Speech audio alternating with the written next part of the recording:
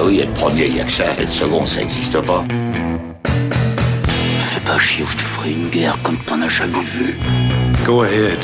Quand les types de 130 kilos disent certaines choses, ceux de 60 kilos les écoutent. Make my day. Vous savez mon nom, j'ignore le vôtre. Qui êtes-vous?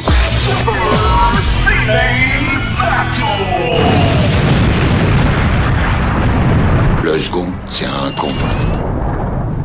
Super Ciné Battle, c'est le podcast où nous établissons le classement ultime du cinéma. Nous prenons vos listes que vous nous adressez pour les classer du meilleur au pire afin d'obtenir la liste ultime.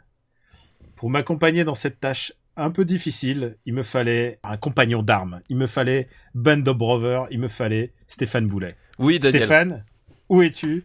Eh ben écoute, je suis toujours chez moi dans mon QG de Savoie, et c'est vrai que Super Ciné Battle, c'est un peu notre Vietnam à nous, tu vois. C'est cette chose que nous raconterons à nos petits-enfants au coin du feu, et ils auront des yeux émerveillés, genre oh, « Papy, tu as survécu à Super Ciné Battle ». Voilà, c'est un peu ça. Tu sais quoi ? Et en plus, j'ai envie de te poser la question, mais ça, il faut que tu me répondes du plus profond de ton cœur. Oula. Comment tu acceptes le fait que nous vivions dans une société, dans un monde où Taxi 5 est une réalité ? Putain, mais ça, c'est cette nouvelle tellement incroyable qui est tombée cette semaine. Bah, tu me rends compte, on finissait avec Taxi la dernière fois et paf. Et tu sais quoi, Curtis Hanson, donc le réalisateur de LA Confidential, est mort peu de temps auparavant, et je pense que ce n'est malheureusement pas un hasard. Tu crois qu'il y a eu un passage de bâton ? Je pense qu'effectivement, le témoin est passé. Et quelque chose dans le monde s'est retourné, et ces deux événements sont forcément liés. La mort de Curtis Hanson et l'arrivée de Taxi 5, c'est forcément un corollaire. Tu sais que j'y crois à Taxi 5 parce que dans la mesure où, d'abord, c'est le premier Taxi qui n'est pas scénarisé par Besson. Oui, et puis il n'y a pas Samina Seri, ça n'a aucun intérêt, enfin. Oui, non mais du coup, je le vois un peu comme Star Wars épisode 7, quoi. Ça va être l'épisode des fans. Putain, ça va pas être triste, hein. Ça va être le racisme amateur, tu vois. Le racisme référentiel. Bah écoute, et puis aussi, il fallait que je te dise, beaucoup de gens te passent le bonjour, puisque je reviens juste à l'instant de la projo de la série de web documentaire produite par Nanarland. Oui, tout à fait, oui, qui je vois. s'appelle Nanaroscope. Et je crois la diffusion a été retardée à janvier, elle devait se faire en octobre, mais c'est hilarant. C'est vraiment tout le cinéma qu'on aime, le cinéma du gros nanar, bien pâteau, tu vois, et j'ai vu tellement de zombies, de zombies nazis et de ninjas en carton, là, ça m'a mis les étoiles dans les yeux. J'imagine. Ça passe crème, voilà. Et donc beaucoup de gens te disent bonjour à papa. Ben c'est gentil à eux, merci. Bonjour à eux. Il y a souvent quelque chose qui revient, c'est soit Hook, soit la ligne verte. Je peux dire que nous avons marqué les gens à notre façon, tu vois. Chacun ça choisit sa team, hein, ça, j'ai bien compris. C'est très bien. Tu sais, un jour il y aura des gens qui viendront avec des t-shirts devant nos fenêtres avec marqué je suis Hook ou je suis la ligne verte. Surtout que la ligne verte est repassée à la télé. Mais oui, surtout que et les gens nous alpaguaient. Ouais, tout à fait, les gens en reparlaient, c'était assez drôle. Ah, c'est ça qu'on veut. Alors, on se verra s'il y aura des nouveaux hooks et des nouveaux lignes vertes. En attendant, on vous remercie de nous envoyer des listes. Pour nous faire parvenir des listes, c'est simple. C'est 3 films par liste, avec un titre parce que c'est plus rigolo. C'est comme vous voulez d'ailleurs. Et vous l'envoyez à supercinébattle@gmail.com. On a tellement de listes en stock, tout va bien, vous inquiétez pas. Mais parfois, on laisse tomber des mots et des noms de films qu'on aimerait bien voir et qui parfois n'ont pas encore été nommés. Parfois au cours de l'épisode, ça peut nous arriver. Genre par exemple toi, un film que tu penses qu'on verra pas dans les années 90, c'est quoi ? Un truc complètement improbable dans les années 90. Putain, là tu me prends un peu de cours. Ouais, moi je suis comme ça. Oui, toi t'es comme ça. Une balle dans la tête. Une balle dans la tête ? Ouais, je suis pas sûr que les gens y pensent. Le John Woo ? Ouais. Ah là, je peux t'assurer, il y a une balle dans la tête. Ah bah non. Alors, surtout qu'on a déjà nommé, on en a déjà parlé parfois. C'est vrai qu'on a déjà parlé. Voilà. Et alors, comme vous le savez, on continue sur la période de 1990 à 1999. Et alors, on va juste faire un tout petit point sur la liste. Alors, est-ce la peine de relire les 10 premiers parce qu'ils n'ont pas changé la dernière fois ? C'est vrai que la dernière fois, c'était une émission sans gros bouleversement dans le Pulp top. Fiction, Fargo, Truman Show en premier, Iron Giant juste au-dessous. Et dans les 5, les 6, 7 derniers, Super Mario Bros, Double Dragon, Godzilla, Le Jour et la Nuit de Bernard-Henri Lévy, Wild Wild West et la fameuse ligne La verte, fameuse ligne verte. La fameuse qui est ligne verte. le plus mauvais film des années 90 pour l'instant. C'est ça. Et on n'en démord pas. Surtout toi. J'avais un film que je voulais vraiment faire, enfin je voulais vraiment en parler, et j'ai fait un peu un service commandé, quoi. J'ai demandé vraiment à quelqu'un j'ai dit putain, personne nous l'a donné, et si c'est pas toi, qui c'est qui va le sortir? Ah bah bravo. Là, on se sous-doit. C'est les électeurs fantômes, c'est ça. C'est l'héritage de Tibéri. C'est ça qui est rigolo avec notre liste, c'est que on parle aussi des gros trucs, des gros mastodontes du box-office, mais aussi on veut faire des trucs un peu plus, parfois un peu plus petits, quoi. Bah oui, bah c'est aussi ça l'intérêt. Un peu plus modeste. Parler du cinéma au sens large. On s'y lance peut-être. Et oui, c'est le moment d'y aller. Et alors, sans plus attendre, on va passer à la liste qui nous est envoyée par Clotilde Castelli. Merci Clotilde. Et c'est une liste qui s'appelle Jeux de main. Oh, jeu de vilain. Alors ça, c'est toi qui choisis. Ça dépend avec qui en fait, c'est surtout ça. Ça commence par la famille Adams. Ah bah oui, forcément, avec la chose.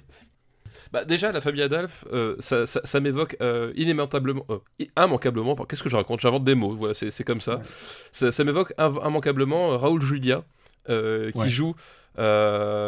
qui joue le rôle de Gomez Adams, donc le père de la famille Adams, et Raoul Julia, voilà, vous savez tous qu'on aime énormément pour Street Fighter. Ouais, pour Street Fighter, et qui un mec qui est vraiment le don de soi, et ça se voit dans Street Fighter. Voilà.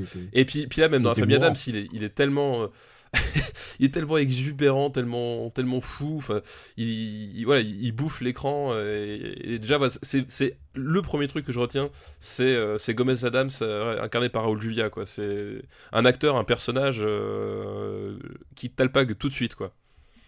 Et puis, c'est un truc un peu cocasse, un peu, je qualifierais de proto-Tim Burtonien, quand même. Bah, il y a un côté... Angelica Houston, voilà, Christopher Lloyd... Oui, puis même, faut voir aussi, effectivement, à partir des années 80, le gothique dans les superproductions américaines, c'est un peu l'apanage de Tim Burton, et je pense que ça en a joué aussi un petit peu de ce côté-là. Effectivement, tu retrouves ce côté familier avec Tim Burton, quoi. Par contre, au niveau de la mise en scène, c'est signé quand même par Barry Sonnenfeld, à qui on doit Wild Wild West, hein, quand même, le pauvre Barry Sonnenfeld, mais qui a quand même un style qui est quand même bien différent de Tim Burton en termes de mise en scène. C'est plus un yes man, quoi. Oui, c'est plus, c'est moins torturé, puis de toute façon c'est une comédie déjà. C'est vraiment une comédie assumée au premier. Adapté d'une série télé des années 60. Voilà, une série télé assez culte. La musique, par exemple, de la famille Adams, c'est genre super connu. Je pense peut-être même encore aujourd'hui, des jeunes d'aujourd'hui. C'est un truc qui évoquait forcément quelque chose, quoi. Et c'est marrant parce que la famille Adams, moi j'ai tendance à préférer sa suite à l'original dont on parle. Adams Family Values. Ouais, je trouve la suite mieux gaulée, mieux rythmée, un peu plus déglinguée aussi. Enfin, il y a un côté plus réussi dans la suite que dans le premier, quoi. Et puis il y a Christina Ricci oui, Christina Ricci, oui, qui joue la fille de la famille. D'ailleurs, on n'a pas dit, la famille Adams, le principe, c'est une espèce de famille plus ou moins de morts-vivants, voilà, qui vit dans un manoir et qui ont des coutumes de famille un peu différentes de nous et des habitudes de famille un peu différentes de nous, et t'as tout ce jeu de décalage entre le modèle familial classique et ces personnages un peu dégénérés, quoi. Et pour moi, c'est le film héritier de toute cette tradition du cinéma, je vais dire, des années 30, tu vois, le cinéma un peu forain. Parce que, tu sais, il faut dire, à l'époque, les gens allaient voir le cinéma dans la fête foraine, ce genre de choses. Oui, c'était un art forain à la base. Et du coup, oui, c'est un film qui est fait en référence à ça. Et c'est aussi, le problème, c'est que c'est une comédie aussi, donc tu vois un peu les limites du film assez vite, en fait. Oui, c'est vrai que c'est une comédie qui est sympathique et qui est portée comme par des acteurs qui sont vraiment contents d'être là et qui le transmettent. Mais c'est vrai que c'est pas un film qui est très marquant non plus. Il apporte pas grand chose. Voilà, au-delà de ça, c'est vrai que t'es content de le voir. mais si un soir t'as autre chose à regarder, tu regardes autre chose, quoi. Oui, il est sans grandes conséquences, c'est ça le truc. Voilà, et c'est pour ça que du coup, je conseille, enfin, vraiment de voir plutôt la suite, qui d'ailleurs peut se voir sans avoir vu le premier. Que J'ai pas vu le 2, moi. Ouais, bah écoute, je le trouve vraiment plus réussi. Enfin, tu vois que la formule, elle est mieux maîtrisée et mieux en place, et ça marche mieux, quoi, tout simplement. Écoute, je regarde la liste, et moi, tu me dis un film sans grandes conséquences, je vois Didier. Oui, écoute, moi ça me. Non, mais je n'impose rien. Non, moi ça me paraît pas trop. Tant que c'est au-dessus de Donnie Brasco, ça me va déjà, tu vois. Ah putain, Donnie Brasco, tu le détestes. Non, c'est pas que je le déteste, mais c'est le prototype de film qui m'énerve parce que tout le monde trouve ça génial parce que ouais, c'est Johnny Depp qui, dans une histoire vraie, tu vois, avec des vrais personnages qui ont vécu des vraies choses. C'était le début des Based on a True Story. Et il y a ce côté-là, alors que en fait, genre. T'as tellement de films de mafia qui lui passent au-dessus, ça m'énerve que ce film-là ressorte en fait. Tu vois, c'est pas tant contre le film lui-même qui je trouve assez insignifiant, que contre la réputation qui s'est traînée derrière, qui est genre complètement disproportionnée, quoi. Parce qu'il y a Pacino, alors que c'est Pacino dans un rôle complètement. Enfin, il est bon, mais c'est un rôle mineur, enfin, je veux dire, c'est. Ouais, voilà, bref, c'est. La parenthèse. À chaque fois, on va le redire ça. Oui, il s'en prend plein la gueule, mais. Quoi qu'il en soit, The Addams Family et rentre 49ème dans. Voilà. Voilà. Exact. C'est un peu le ventre mou de cette liste. Oui, voilà, exactement. Deuxième film de la liste de Clotilde, c'est Édouard aux mains d'argent. Ah, bah là, par contre, oui, Tim Burton, Johnny Depp. C'est pas le dernier bon film de Tim Burton. C'est pas le dernier, mais parce que j'aime bien Mars Attack, en fait. Mars Attack, il est très très très très bon. Mais je pense que c'est son dernier grand film. Je pense que c'est son dernier grand film. Édouard aux mains d'argent, bah c'est l'histoire donc de Édouard qui naît sans doigts et qui se voit doté de lames de ciseaux à la place des doigts. Et évidemment, ça n'a pas que des conséquences en termes de design, parce que essayer de manipuler quoi que ce soit avec une paire de ciseaux, c'est compliqué. Et donc c'est un... Et comme on dit dans Bernie, fini la branlette. Exactement, comme on dit dans Bernie. Et en fait, c'est un personnage qui vit reclus et rejeté, qui va finir par devenir, dans un premier temps, la coqueluche d'un quartier bourgeois acidulé, et puis surtout aseptisé, tendance années 60, parce que on se rend compte que finalement il peut rendre service, ça veut devenir, tu sais, il va être exploité en fait par ces gens, tout bêtement, qui vont exploiter ses attitudes en lui faisant croire à l'amitié, et dès qu'il y a quelque chose qui va de travers, ils vont de nouveau se retourner contre lui. Et c'est un film de Tim Burton qui s'intéresse une fois de plus aux exclus, au fric, pas F-R-E-A-K, hein, pas F-R-I-C. C'est aussi le début de ce que j'appelle son style, tu vois, genre première année d'études d'art, tu vois. Oui, c'est ça. Les gens vont dire que j'aime pas Tim Burton. Non, oui, j'aime pas Tim Burton, mais c'est c'est déjà le début de son côté un peu nunuche. Les gothiques ont un cœur, tu vois. Oui, c'est ça. Mais ça a toujours été le fond de son œuvre, enfin même dans ses courts métrages, etc. Enfin, ça a toujours été présent. Et mais moi, Édouard aux mains d'argent, c'est un film que j'aime beaucoup parce que c'est le meilleur, c'est peut-être le meilleur de la fin, quoi. Oui, c'est le meilleur dans cette optique-là. Et pour moi, c'est un film que j'aime beaucoup parce que déjà, enfin, t'as toutes les trouvailles visuelles, tout le style visuel qui apporte un sens dans le cadre de ce personnage et de sa relation avec les autres. Et malgré tout, le dessin de ce personnage est vraiment touchant, quoi. Et il y a Winona Ryder. Ce qui n'est pas... Certes, qui n'a pas les cheveux courts, mais quand même, elle est à jamais dans nos cœurs. Voilà, exactement. Donc oui, c'est pour moi, c'est effectivement l'un des derniers, pas le dernier, mais l'un des derniers Tim Burton vraiment marquant et vraiment réussi, et qui fait partie, enfin, de son œuvre au sens au sens large, quoi. Alors où est-ce qu'on le shoot? Alors Édouard aux mains d'argent, tu vois, je préfère Édouard aux mains d'argent à Entretien avec un vampire, par exemple.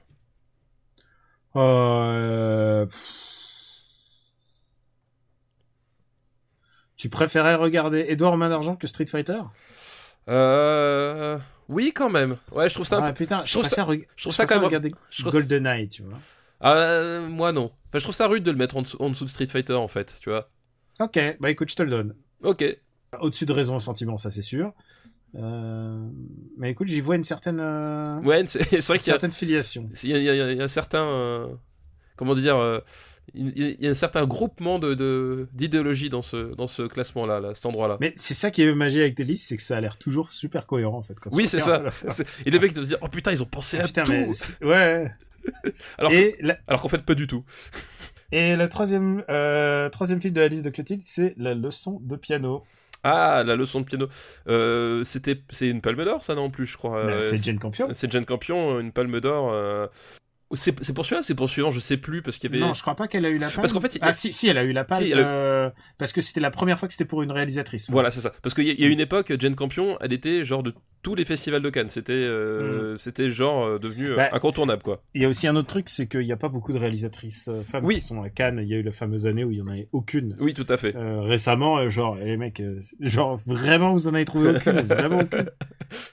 Donc, après avoir dit tout ça... Alors qu'il y a Catherine Bigelow, franchement... Oui, non. je dois le dire ouvertement, je déteste Jane Campion. Alors, détester, je trouve ça un peu fort, mais... Moi, j'ai vu des films de Jane Campion, jamais je ne m'en remettrai. Je pense à In the Cut, qui est un gros traumatisme. Alors, faut que je le dise aux gens. On ouvre une parenthèse. Le jour où j'ai vu In the Cut, j'ai payé ma place de ciné. Je me suis dit, c'est pas possible. Je m'achète une carte ciné. Je ne peux pas payer pour voir ça. Je vois le genre.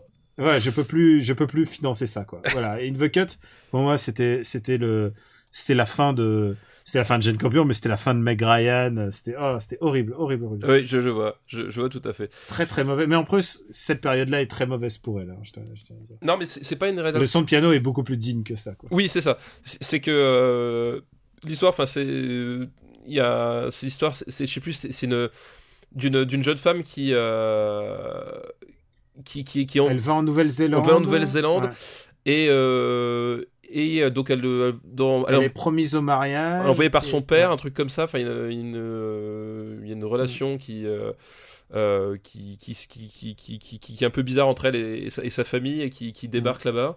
Et en fait, ce qui se passe, c'est que l'affiche et le film tournent justement autour de ce fameux piano qui est laissé sur les plages, putain, j'y arriverai, sur les plages et la relation, parce qu'en fait c'est la seule manière de communiquer pour elle. C'est exactement ça. C'est la seule façon pour elle d'extérioriser et de communiquer avec le monde, c'est de passer par ce piano et la musique, quoi. Écoute, c'est le meilleur film de Jane Campion. Après tout ce que j'ai dit, je pense que c'est clairement son meilleur film. Est-ce que ça valait une palme d'or? C'est ça. Alors après, honnêtement, je me souviens plus du tout. Non, on va pas saquer tous les films qui ont une palme d'or alors qu'ils la méritaient pas, parce que. Et je sais plus ce qu'il y avait cette année-là en compétition, mais effectivement, quand tu le vois. Est-ce que tu veux que je te ressorte? Attends, je vais te le ressortir.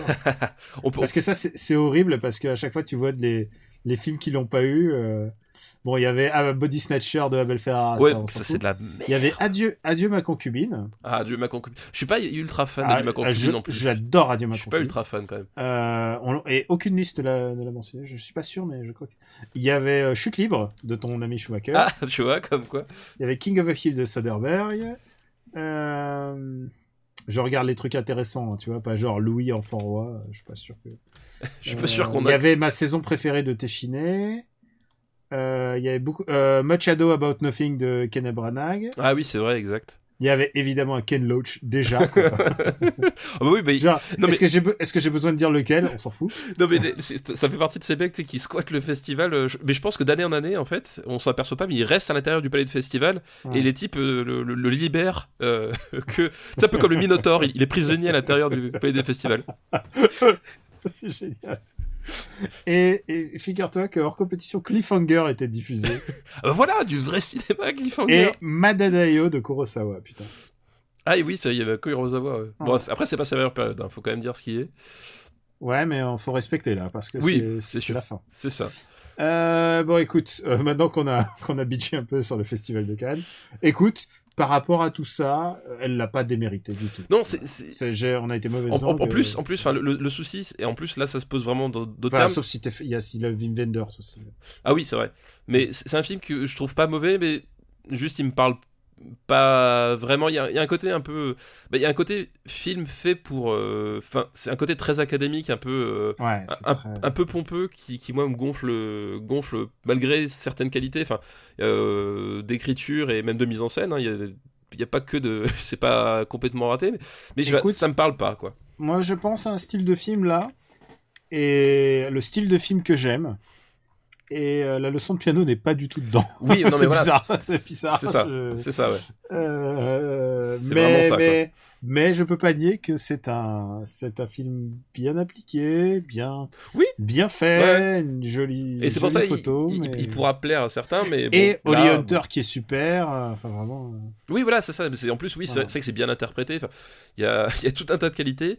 Mais voilà, moi ça me remet pas les tripes, et pourtant il y a eu des palmes qui étaient largement bien sûr de tripes. Et là c'est plan, c'est ok, voilà, sans. Eh bien écoute, où est-ce que je vais mettre ce film que je n'aurais pas plaisir à revoir, je pense. Non, pas spécialement non plus. Après, qui sait, peut-être en le revoyant on sera foudroyé, j'en sais rien, mais j'ai un doute. Est-ce que ça te choque si je te dis que je préférais revoir Waterworld? Alors, moi ça me choque un peu parce que Waterworld c'est un film que vraiment je n'aime pas du tout. Non, mais Waterworld me ferait presque. Non, mais bon. Tu vois, Taxi me provoquerait plus de plaisir, tu vois. Alors, à la rigueur, Taxi, je te le concède, ouais. Tu vois. Donc, entre Taxi et ce la place idéale, la place parfaite. Je crois que. Est-ce que ce serait pas notre première. Ah non, on a eu Pulp Fiction. Pulp Fiction qui est premier de notre liste. Oui, voilà, Pulp Fiction. Palme d'Or, voilà. Palme d'Or, mais Palme d'Or conspuée, donc tu vois, comme quoi.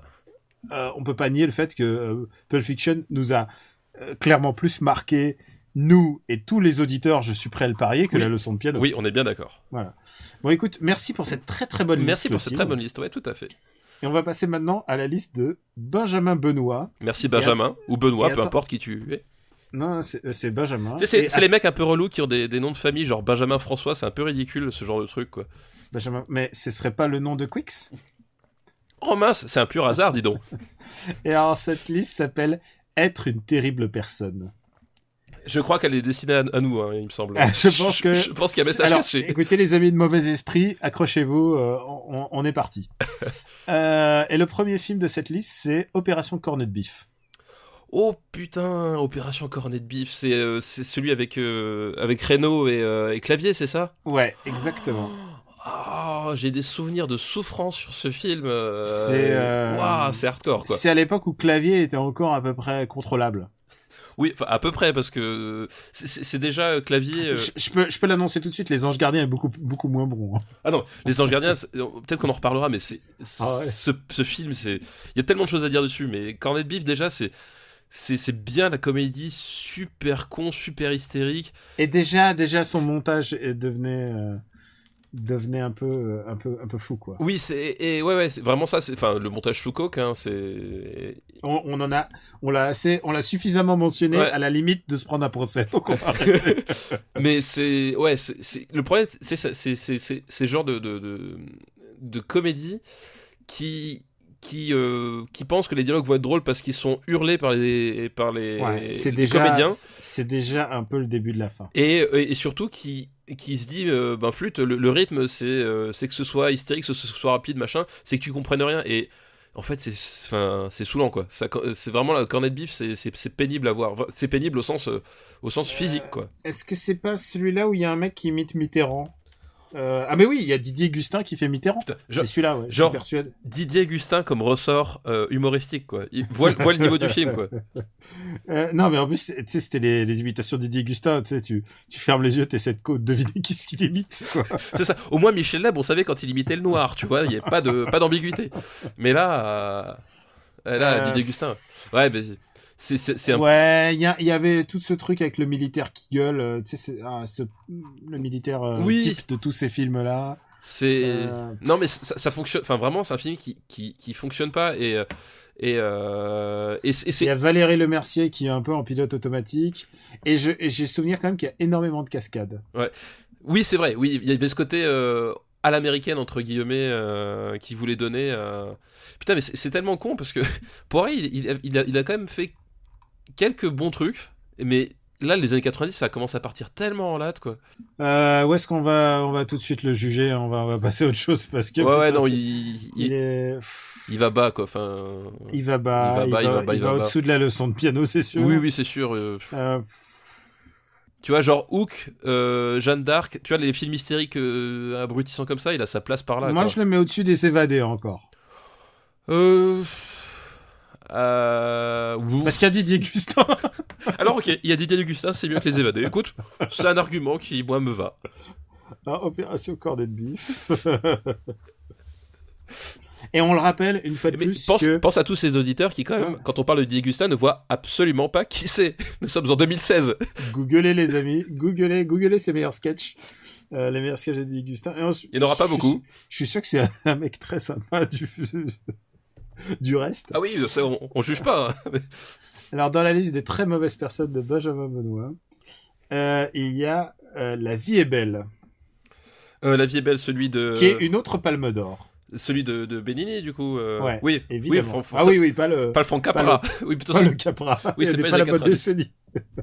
De Roberto Benigni. Alors, moi, c'est un film que j'aime bien, La vie est belle. Mais je sais que toi, c'est pas ton cas. Mais... Alors, non, je le hais. Oui. D'une puissance que je peux qualifier de ligne verte. Ouais, mais non, pas du tout. Là, par contre, je te laisserai pas du tout le mettre aussi bas, parce que moi, c'est un film que j'aime bien parce que c'est vraiment le prisme du père que je trouve vraiment. Ne me sors pas, tu ne peux pas connaître tu non. peux pas comprendre ce film parce que je n'ai pas d'enfant. Non, tu ne peux pas connaître ce film parce que tu es mort à l'intérieur, Daniel. C'est complètement différent. Alors, écoute, si le fait de ne pas aimer ce film, de ne pas aimer, alors il faut expliquer à nos auditeurs, c'est une fable, un conte de fées qui se passe dans le camp d'Auschwitz. Exactement. C'est un papa qui ment à son fils et qui lui dit qu'en fait que tout ça en fait c'est un jeu, une grosse kermesse. Alors déjà tu n'as pas reçu les directives de l'éducation nationale quant au plan de prévention antiterroriste dans les écoles. Tu verrais que c'est exactement ce qu'on nous demande. Non, c'est vrai. Oui, je te jure. Non. Il faut faire les évacuations chez les petits, pas chez les grands, mais chez les petits, les maternelles comme ceux que j'ai. Tu dois leur expliquer que c'est un jeu. Que tu sais, genre tu travailles sur les trois petits cochons, bah c'est le loup qui arrive dans l'école. Tu dois leur expliquer les choses comme ça, je te jure. Est-ce que ça te fait pas mourir intérieurement? Alors moi je suis très content parce que les jours où il y avait les exercices à faire, j'étais pas là, donc c'est pas moi qui ai eu à faire ça. Mais bon, écoute, toujours pour en revenir à ce film est d'une connerie. Non, je suis pas d'accord du tout parce que d'une connerie de bons sentiments boursouflés. Non, parce que pour moi le point important c'est que justement c'est un père qui ment à son fils parce que il sait. C'est parce que au moment où il le fait, il sait que l'inévitable ne pourra pas être évité. C'est qu'on va dire comme ça, mais pour moi, c'est vraiment le prisme et le point d'ancrage qui fait que il se comporte comme ça. C'est qu'il sait que ça va mal finir, il sait que il va mourir, que son fils va mourir, que c'est inéluctable et que du coup, il ne voit pas l'intérêt de le faire souffrir. Que finalement non mais ça fonctionne pas parce que c'est un conte de fées et là il y a un soldat allemand qui rentre et il parle en allemand et il fait genre que lui comprend l'allemand alors que pas du tout et il traduit à tout le monde et tu vas pas me faire croire que dans un camp de concentration où il y a une centaine de personnes dont une centaine de juifs qui vont bientôt mourir qu'il y en a pas un qui parle allemand pour dire Roberto Benigni il est en train de dire des conneries là quand même. Ça ne tient pas. La logique de ce film est absurde. La logique de cette scène est peut-être absurde, mais pas la logique du film. Je trouve pas du tout. Et parce que justement, surtout que tu restes vraiment dans cette relation père-fils les trois quarts du temps en fait. C'est vraiment ça qui est intéressant. Et pour moi, c'est avant tout l'histoire d'un père qui fait tout pour finalement épargner à son fils le pire, alors qu'il sait justement que la solution ne pourra pas aboutir quoi. J'ai deux arguments Massu en plus, c'est que ça se termine, en plus c'est une happy end, parce que forcément il fallait qu'il y ait une happy end à un film comme ça. Oui, ça par contre je suis d'accord que le happy end... le gamin finit par s'en sortir, il retrouve sa maman qui l'enlace, comme si... Tout va bien mon petit, ce n'était qu'un mauvais rêve. Je suis d'accord, le happy end. Exactement la même fin, je te rappelle, que le film sur la rafle du Veldiv. tourné il y a pas si longtemps, où le gamin il pleure et puis tout d'un coup il y a, comment elle s'appelle déjà, C'est Mélanie Laurent, non? Mélanie Laurent qui arrive, et Mélanie Laurent prend dans ses bras du genre, mais non, c'est genre vraiment sur le ton de tout cela n'était qu'un rêve, mon garçon. Et ce qui est la pire des fins. Oui, ça, parce que si tu veux qu'il y ait une volonté pédagogique, la fin, c'est ça, pas ça. La fin, c'est Primo Levi. La fin, c'est la mort. Ouais, je suis d'accord que pas ce putain de conte de fées. Là, argument numéro 1. Vas-y, continue. Non, premier argument. Je balance mon second argument. Non, mais ça, je suis d'accord avec toi. Le plus gros problème, c'est cette fin, en fait, le besoin de faire un happy end, alors que justement, enfin. Tout le reste du film n'avait pas besoin de ça. Enfin, le propos, finalement, effectivement, s'écroule à ce moment-là, quoi. Ça, je suis d'accord. La fin est complètement ratée. Et maintenant, mon coup de grâce. Mon coup de grâce, c'est... je ne peux pas croire que des gens qu'il y ait des gens armés dans un camp de concentration qui voient Roberto Benigni et qui n'aient pas envie de l'abattre tellement il est énervant. Non mais alors ça c'est parce que t'es antisémite, Daniel. Ça va pas du tout. Non, Roberto Benigni n'est pas juif, je te rappelle, c'est un acteur. Et tu veux que je te dise un truc, parce qu'il est vraiment horripilant et n'importe qui, genre t'en peux plus. Et je te sors l'argument Star Wars épisode 1. Tu détestes ce gamin viscéralement et c'est pas sa faute, le gamin, parce qu'il était dirigé par George Lucas. Non, oui. Là, Roberto Benigni, il est seul responsable de son activité. Mais alors, moi, je suis pas du tout d'accord parce que dont il a joué et abusé à toutes les interviews. Il nous resservait le même personnage lunaire de merde. Ça, d'accord, mais j'en peux plus de l'imbécilité heureuse. Ce film est aussi con que Thème de Patrick Sébastien. Non, non, parce que le thème dans Patrick Sébastien, là, tu confonds le point de vue du réalisateur, alors que là, c'est le point de vue du personnage par rapport à son fils et le point de vue du fils par rapport à ce personnage. Et c'est ça le point central qui fait que justement c'est différent de Thème et c'est différent aussi de Star Wars épisode 1. Thème ne se passe pas dans un camp de concentration, c'est tout à son honneur parce que ça aurait été la merde. Mais disons que après l'argument, enfin, on peut faire entre guillemets ce qu'on veut dans un camp de concentration tant que c'est bien fait. Je veux dire, t'es un type qui me défend. Non mais t'es un type qui me défend. T'es un type qui me dire un truc, c'est ne sortez aucune de ces phrases de leur contexte parce que sinon l'éducation nationale ils comprendront pas. T'es un type qui quand même me défend le dernier X-Men qui a une scène de camp de concentration avec des mecs de la Japan Expo des fagotés n'importe comment qui sont dedans alors que je trouve ça bien plus déplacé et bien moins réussi. Oui. Non mais elles sont nulles les films les scènes de Seconde Guerre mondiale. Alors que justement en plus c'est du pur divertissement. Tu vois là t'as vraiment comme dit la relation entre le père et le fils et le père et ce regard du fils qui est là et qui pour moi est central et qui fait que ça échappe à ça. Donne-moi une place dans la liste et je te dirai comment t'as tort. Moi je suis prêt à te l'accorder pas très haut parce que enfin c'est pas un film que j'adore mais c'est un film que je trouve vraiment pas mal quoi. Et moi je le mettrais au-dessus de Donnie Brasco. Non.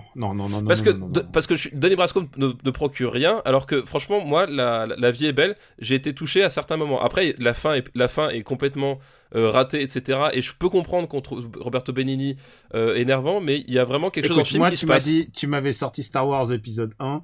Moi, je vois que Star Wars épisode 1. Mais je suis prêt à négocier. Non mais c'est impossible que tu mettes ça sous Hook. Impossible. Ah non, écoute, je te donne au-dessus de Hook. Mais sous Batman et Robin. Je vois même pas où est-ce qu'il est Batman et Robin. Attends. Ah oui. Sous Waterworld. Attends.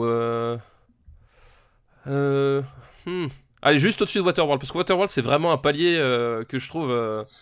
Non, laisse-moi au-dessus de Batman et Robin. Je préfère voir Batman et Robin que La Vie est Belle. Mais je préfère voir 10 fois La Vie est Belle que Batman et Robin. Sans déconner. Ah bah oui, bien sûr. Oh merde. Batman et Robin, je te l'ai laissé haut, mais c'est un film que moi je ne supporte pas, vraiment. Les CO, il est quand même dans le dernier tiers. Hein. Oui, bah pour moi je trouve ça vachement haut quoi. Surtout quand on a foutu American History X ou Stargate, même Stargate en dessous, tu vois. Et attends, les évadés, ils sont au-dessous ? Putain. Ouais, mais les évadés, je m'en fous. Enfin, c'est un film, vraiment, je m'en fous en fait. Désolé, mais. Ok, alors écoute, on coupe la poire en deux entre Waterworld et Batman et Robin. Ouais, parfait. J'espère que Roberto Benigni nous entend. La vie est belle. Juste au-dessus de Schumacher. Voilà, c'est gravé à jamais. Dans le marbre, fini. Voilà. C'est fini. Il est quoi ça entre Schumacher et Luc Besson quand même. C'est bien fait pour sa gueule. Et alors, par contre, il y a un truc que j'ai envie de dire, c'est que je pense pas que aucune virgule de ce film, aucun moment de ce film ne part d'un mauvais sentiment. je suis sûr que le mec est complètement sincère dans sa démarche d'imbécile heureux. Oui, non, mais ça, je suis d'accord. Et comme Patrick Sébastien. Et c'est pour ça c'est pour ça qu'effectivement, il y a des moments qui fonctionnent pas du tout comme la fin, mais d'autres que je trouve qui fonctionnent vraiment bien. Enfin. Et d'autres qui tombent vraiment. Oui, et il y en a d'autres qui tombent à plat. Ça, je suis d'accord. Et effectivement, la fin, c'est vraiment problématique sur un film comme ça que ça tombe à plat. Bon, pour finir cette liste très discutée. Funny Games, l'original. Alors Funny Games, moi je vais pas y aller par quatre chemins, immense chef-d'œuvre. Voilà. Waouh. Ouais, non mais vraiment. Vrai c'est un film. C'est un film. J'ai un gros problème avec ce film. Moi c'est un film que j'adore parce que déjà c'est un film qui est fait 100% pour moi entre guillemets en tant que spectateur. C'est-à-dire que la logique d'Haneke dans ce film-là, c'est un film qui s'adresse aux consommateurs de violence en priorité et aux consommateurs de violence américaine. Et en tant que fan de Schwarzenegger et compagnie, j'étais directement visé. Et c'est un film que je trouve, mais vraiment, il n'y a pas un moment de ce film, en termes de mise en scène, de choix, que je ne trouve pas pertinent et réussi. Et j'en veux pour preuve, c'est que le moment le plus marquant de tout le film, c'est un film donc qui traite de la violence. Enfin, c'est l'histoire en fait, c'est deux jeunes bien sous tout rapport, mais qui sont flippants parce qu'ils parlent allemand, enfin comme tout le monde dans le film. Qui débarquent dans un couple, chez un couple avec leur enfant. Qui débarquent chez un couple avec leur enfant, un couple. Mais vraiment le truc anodin. Complètement anodin. Et en fait, ils se mettent à les torturer psychologiquement et bien sûr physiquement, la scène de l'œuf, etc. Complètement gratuitement. Et pendant tout le film, en fait, tu es à la recherche comme les personnages principaux, en fait, de sens. Et donc c'est un film qui est centré sur la violence, sur le rapport à la violence de ces personnages et de nous-mêmes aussi, parce que justement, le fait que ce soit anodin dans une situation complètement banale nous interpelle tout de suite. Et la scène la plus marquante de tout le film, c'est une mort qui est complètement hors champ. En fait, tu vois le début de l'acte, et c'est-à-dire que tu vois l'amorce de l'acte, tu vois que ça va se passer. Et l'autre est en train de faire le ménage. Ou voilà. Comme ça, et tu vois ce qui se passe après, mais tu ne vois pas l'acte de violence en même temps. C'est-à-dire que Haneke joue sur le côté où on veut voir la violence gratuite, et au moment où justement elle est la plus choquante, il nous la refuse, et en même temps en faisant ça, la scène et l'impact de la scène, je trouve, est genre décuplé. Et alors que finalement tu ne vois rien, et tu ne vois rien, mais c'est insoutenable. Enfin, il y a un truc genre super réussi, et qui pour moi tient vraiment tout le propos du film, qui est sur comment traiter comment est-ce qu'on peut traiter de la violence au cinéma, quoi. Écoute, tu as une lecture beaucoup plus intéressante que beaucoup de trucs que j'en ai lus à l'époque. Ouais, parce que je suis beaucoup plus intéressant que la plupart des gens que tu lis. Je sais pas te le dire, mais bon, après ce que t'as dit sur La vie est belle, je sais plus. On a tous droit à nos faiblesses aussi, merde, quoi. Ouais, c'est vrai. Moi, je trouve que c'est pas un film si intelligent que ça. Pas sa manière traiter quand même, à part ce cas-là, de traiter vraiment frontalement une violence extrême et en fait je pense presque pas réaliste, tu vois. Mais justement pour moi en tout cas la scène dont je parle, que j'en dis pas plus, mais c'est vraiment le point de pivot du film, et tout le reste autour, justement la violence extrêmement graphique, extrêmement explicite, extrêmement gratuite, sert à tendre à mettre le spectateur dans une condition de spectateur voyeur et jouisseur de la violence, qui au moment, c'est le coitus interruptus de la violence, c'est vraiment ça, qui au moment de l'extase absolue. Toi ça te parle parce que t'as un truc avec la violence. Oui, mais j'ai un rapport particulier avec la violence à l'écran et dans le monde, et je trouvais ça vachement fort, quoi. Et plus que bien d'autres passages qu'on va te ressortir, comme les regards caméra du jeune principal, etc. Je trouve ce passage-là, je trouve qu'il sous-tend vraiment tout le film, et il fait que tout le film se tient. Et en tout cas, avec cette grille de lecture, moi, je trouve vraiment épatant, quoi. Écoute.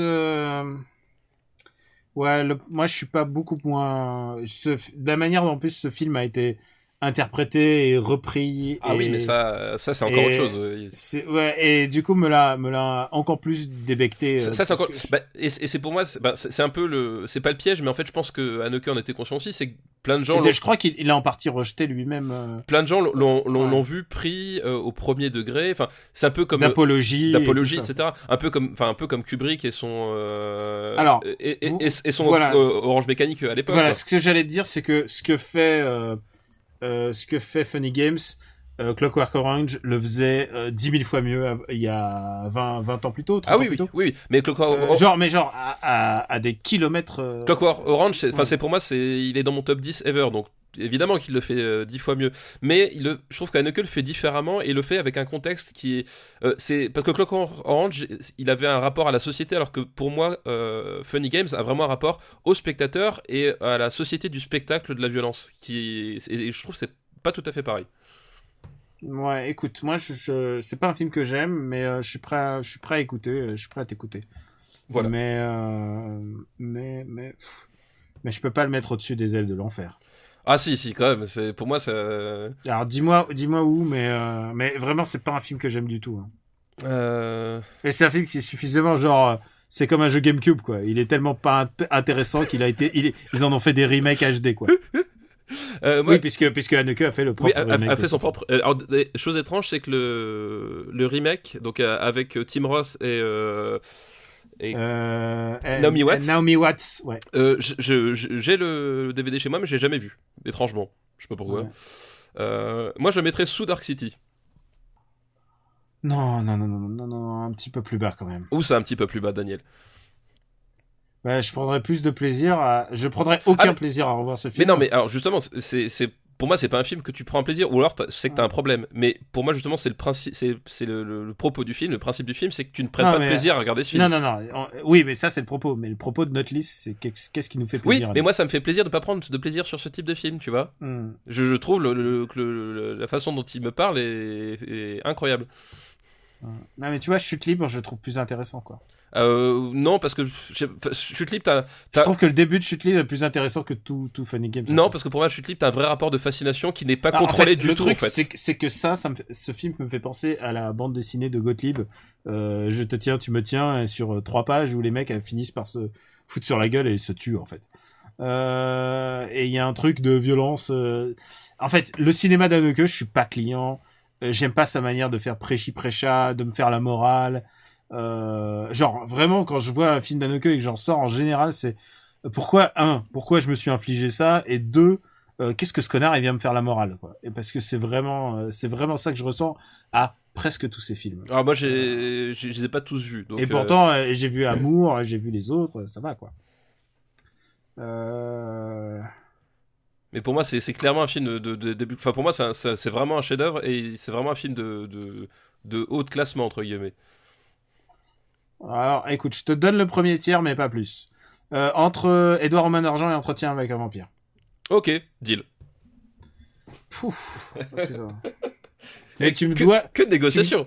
Tu me dois des. Mais tu te rends compte, on a déjà 40 minutes. Ouais. Je sais pas quoi. Très discuté, très discuté. Mais c'est du mind game parce que je sais qu'il y a j'ai en tête quelques films que tu vas vouloir mettre très haut sur lesquels j'ai beaucoup de réserves, mais du coup tu vois, je me dis allez, je laisserai la pédale partir à ce moment-là, tu vois. Ah, oui, je vois ça. Je l'ai quand même laissé au premier tiers, hein, putain. Écoute, merci pour la liste de. Oui, merci beaucoup. Liste très compliquée. Mais du coup c'est bien, attends. Très intéressant. J'espère que les auditeurs ils ont pris autant de plaisir que nous à en discuter. À en discuter, tout à fait, c'est ça. Et j'envoie mes Hitman en Haute-Savoie tout de suite. Et maintenant on passe à une liste de Max Donzel, mon très cher tendre ami Max Donzel. Bonjour Max, oui tout à fait, bonjour. Co-réalisateur des fabuleux Tu Total. Oui, si vous connaissez pas Tu Total. Alors, Rocco avant l'heure, ouais, Tu Total, précipitez-vous, c'est génial, quoi. Voilà, pas d'autres mots. C'est extraordinaire, ouais. C'est des tutos bricolés sur internet, des tutos et des trailers de films. Voilà, exactement. C'est génial. C'est super drôle, enfin voilà, bravo à lui. Et en ce moment, il travaille sur Pampan Culture, voilà, pour Arte. Voilà, ce mec est authentiquement, j'adore ce mec, il est tellement intelligent. Doka dirait qu'il a un peu de talent. Ah putain, je veux mon neveu. Non, j'adore Max. Et ben écoute, il m'a envoyé une liste qui s'appelle Maman très chère. Maman, il y a du Almodovar là-dedans, non? Ah, bah tu crois pas si bien dire. Et c'est un peu un service commandé parce que je dis merde, j'ai toujours pas eu de liste de toi, Max. J'attends ta liste, et il m'a envoyé une liste, et ça commence par Tout sur ma mère. Et bah voilà, et forcément, ouais, tout sur Almodovar, ouais, c'est marrant parce que tu vois, tu me dis années 90, film sur la thématique des mères, bah je pense forcément à Almodovar, quoi, c'est genre automatique. Bah ouais, Almodovar, c'était vraiment le gros mec de l'époque, quoi.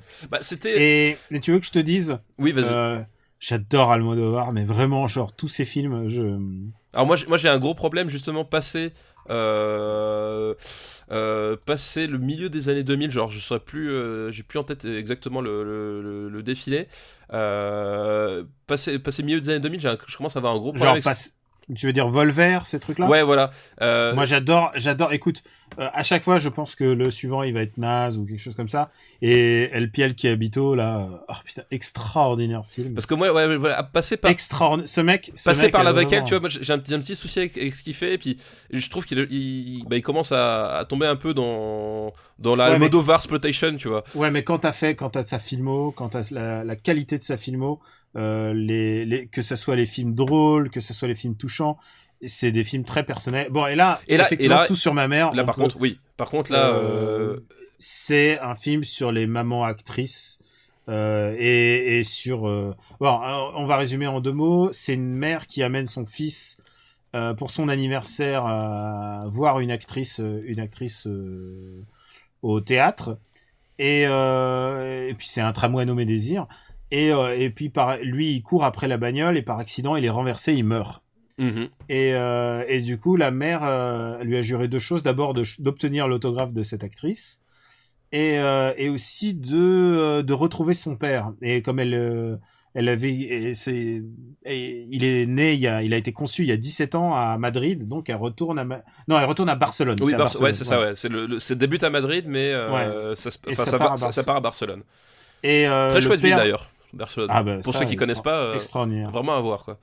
Et le père en l'occurrence du gamin qui est décédé, c'est une trans, et il porte le même prénom que son fils, il s'appelle Esteban.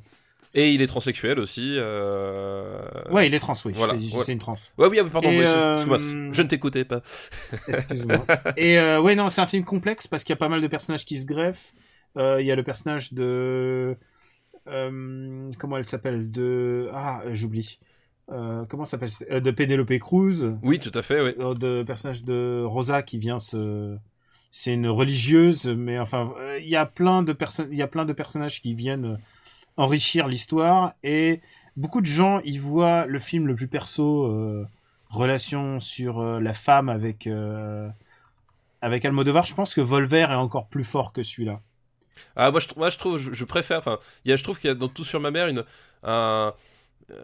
espèce de à la fois, tu sais, de tourbillon, parce que voilà, comme tu l'as dit, il y a plein de personnages, il y a plein de trucs, puis à chaque fois c'est des trucs, enfin c'est des personnages qui sont complètement hors normes, c'est, tu vois, enfin hors norme, non, c'est la norme d'Almodovar. Oui, c'est ça, oui, non mais d'ailleurs c'est vraiment, il a participé c'est à une forme d'acceptation, de reconnaissance du grand public. C'est la galerie de personnages à l'Almodovar, mais hors norme par rapport à ce que tu peux c'est des mecs qui font du burlesque, des trucs comme ça. Hors norme par rapport, tu vois, à un drame familial tel que serait raconté par un cinéaste français chiant, tu vois.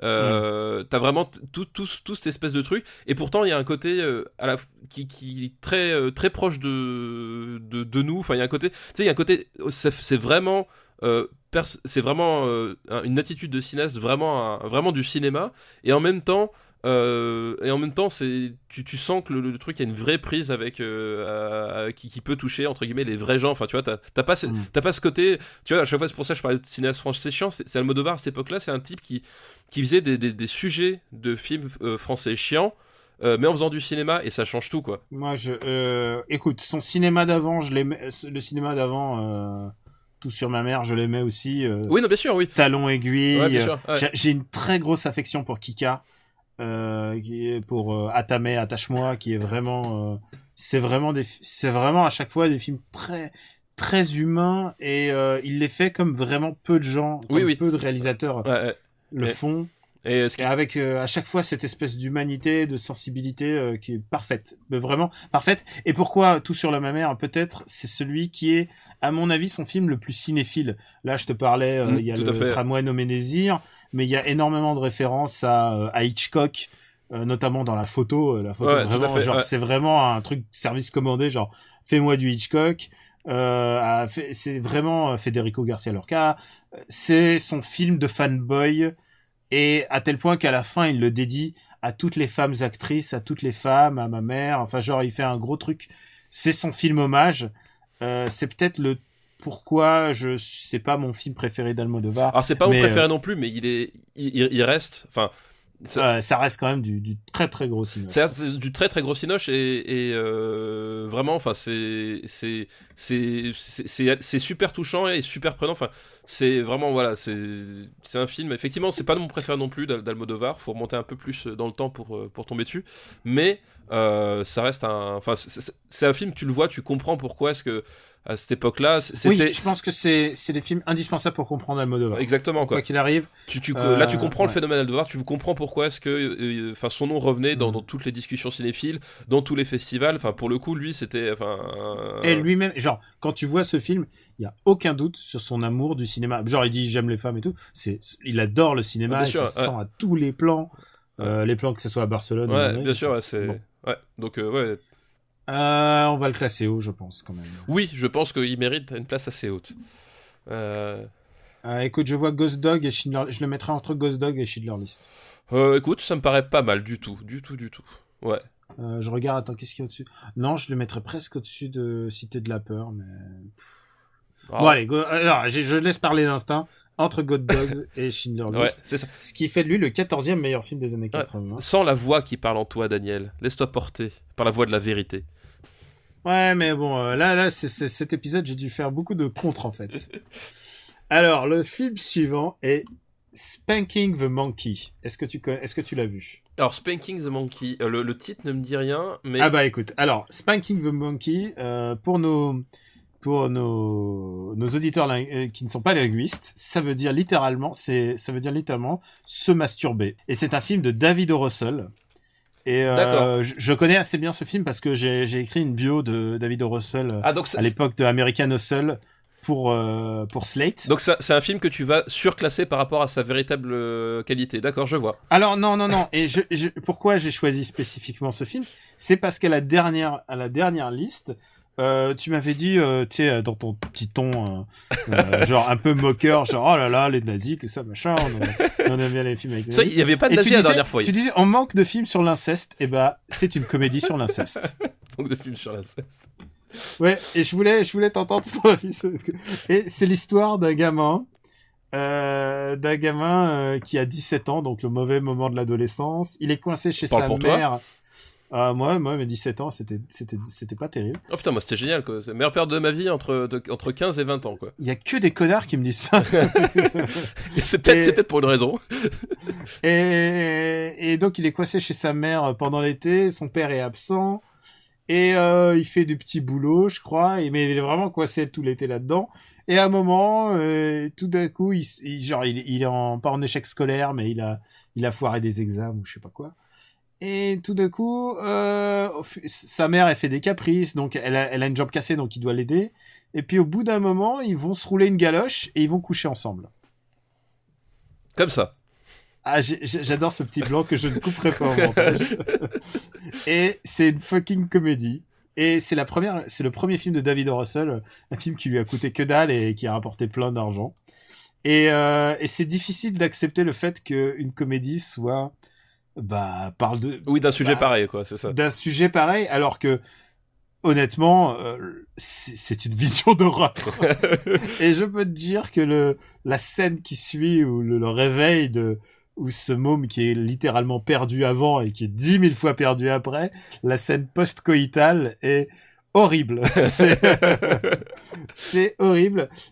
C'est porté par, je crois que je connais un acteur qui s'appelle Jeremy Davis et que tu connais parce que tu as vu Lost ou pas? Alors oui, j'ai vu Lost, ouais. Il jouait Faraday dans Lost. Alors par contre, le nom des personnages de Lost, ça tu m'en demandes beaucoup. À la rigueur Locke, mais ça s'arrête là, quoi. Il jouait Faraday, c'est un des mecs qui se balade dans le temps, mais il est aussi connu parce qu'il faisait le jeune débutant dans Saving Private Ryan. Alors il y en a beaucoup des jeunes débutants dans Saving Private. Tu sais le noob dans Saving Private Ryan. D'accord, ok, oui, voilà, d'accord. Le noob, c'est lui. D'accord, ok. Il a vraiment une tête un peu victime comme ça. Je vois le genre. Et écoute, tu l'as pas vu, donc je te le recommande. Et c'est un film, je me demande toujours ce que pensent comment les parents de David Russell ont pris l'histoire, ouais. C'est un film compliqué à aimer et c'est en même temps un film. J'adore les films sur l'adolescence, sur les difficultés de l'adolescence, sur comment on surpasse ce moment. Je suis en train de jouer à Persona par exemple en jeu et c'est clairement ça. C'est un moment où tu surpasses tes difficultés et lui il est en plein dedans et c'est horrible. Et c'est une comédie mais c'est aussi un putain de drame quoi. Tu vas devoir me faire confiance là. Ah bah oui, c'est la règle Daniel, c'est la règle. C'est un bon film hein. Mais le problème tu vois de ce film c'est que je regarde la liste, je peux pas te jurer que j'aurai plaisir à le revoir à cause de ce que je viens de te dire. Est-ce que tu aurais plus de plaisir à revoir Les Ailes de l'Enfer ou pas? Déjà commençons par la base, l'alpha et l'oméga. Bien sûr. Si je le prends comme ça, oui, j'ai plus de plaisir à voir. Je le mettrai au-dessus de The Mask. Voilà, entre Sin at the Sea et The Mask. Écoute, ça me paraît pas mal. Mais sache que t'as réussi à me donner envie de le voir, donc... Alors, c'est un film extraordinairement intéressant. Alors même que j'ai un petit problème avec David O. Russell, donc tu vois, alors que la ceste, tranquille, quoi. Oui, bah normal, quoi, non? Non, pas toi. Oups. Bah. Je rappelle qu'on me confie chaque semaine 70 enfants hein, au total. Oui, c'est vrai. Et oui, mais c'est la thématique de Maman très chère de la liste de Max. Exactement. Et en fait, je lui ai un peu demandé, mais je lui ai dit jamais personne me donnera Spanking the Monkey. Et j'ai quand même envie de parler à papa de ce film-là. Ce moment de gêne absolue quand même. Et le troisième film de sa liste Maman chérie est Alien 3. Ah, Alien 3, film... Alias le film le moins personnel de David Fincher. Oui, bah, alors, Alien 3, ce qu'il faut savoir, effectivement, c'est le premier film en tant que réalisateur de long métrage de David Fincher. C'est la suite de Alien. Et donc, Fincher qui débarque sur le projet en tant que jeune réalisateur. Et c'est marrant parce qu'il commence de but en blanc par l'idée qu'il va en faire son film. Sauf que la production, ils sont pas tout à fait dans la même optique. Ils ont déjà des scripts. Ils ont déjà des idées, et je pense que dans la globalité, ils savent globalement comment le film va se dérouler. Et en fait, ce film est très intéressant pour ça, c'est la lutte de pouvoir entre Fincher et les studios sur lui qui voulait faire un truc. Et le précédent réalisateur, je crois, qui était avec les studios c'était l'hécatombe. Il y a eu tellement de réalisateurs et c'est un film le résultat c'est un film vraiment malade. Enfin il souffre de plein de défauts, enfin plein de trucs, mais c'est un film que j'aime bien, enfin surtout en fait dans sa version pas Director's Cut, parce que David Fincher, faut savoir que même 20 ans plus tard il a pas eu le droit de retourner dans la salle de montage hein. Ils sont toujours fâchés, donc c'est pour dire que ça s'est mal passé. Mais en tout cas la version longue, c'est à dire qu'ils ont proposé une version avec les rushs et basée sur le découpage qu'avait fait Fincher, sans lui demander par contre son avis si c'était bien ça, etc. Et je trouve cette version là qui est sortie quand même 15 ans plus tard plus intéressante que la version ciné, et qui laisse entrevoir ce que voulait faire Fincher, c'est-à-dire cette espèce de rapport au mystique de la créature qui est vachement plus présent dans cette version-là que dans la version cinéma. Et c'est aussi une caractéristique qui est pas mal aussi dans la saga Alien, en tout cas jusqu'à Alien 4, même si Alien 4 c'est une énorme bouse, c'est que chaque film c'est l'empreinte de son réalisateur. Et là, Fincher, c'est pas encore le réalisateur qu'on connaît aujourd'hui, mais tu sens au détour de plusieurs trucs qu'il essaie de faire son truc quand même, quoi. Beaucoup, on l'a pris de haut à l'époque en disant putain, c'est un mec qui vient de la pub, il et des clips. Pub et des clips, il est trop nul. Voilà. Non mais c'était ça. Alors c'est clairement pas son film.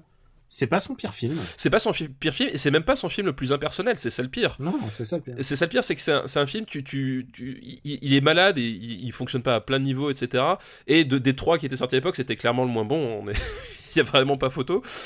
Mais au détour de certaines scènes, de certaines idées, de certains plans, etc., il y a des trucs, tu dis ah ouais, pas mal, il y a un truc qui se passe. Et il y a des plans, c'est l'idée du pénitencier. Voilà, l'idée du pénitencier. Oui, parce qu'effectivement, on n'a pas dit le pitch, mais c'est Ripley qui est retrouvé sur un pénitencier rempli uniquement d'hommes, et elle est décongelée, et évidemment avec elle l'alien. Et le point intéressant, c'est que elle a été fécondée pendant le voyage, donc elle porte l'alien en elle.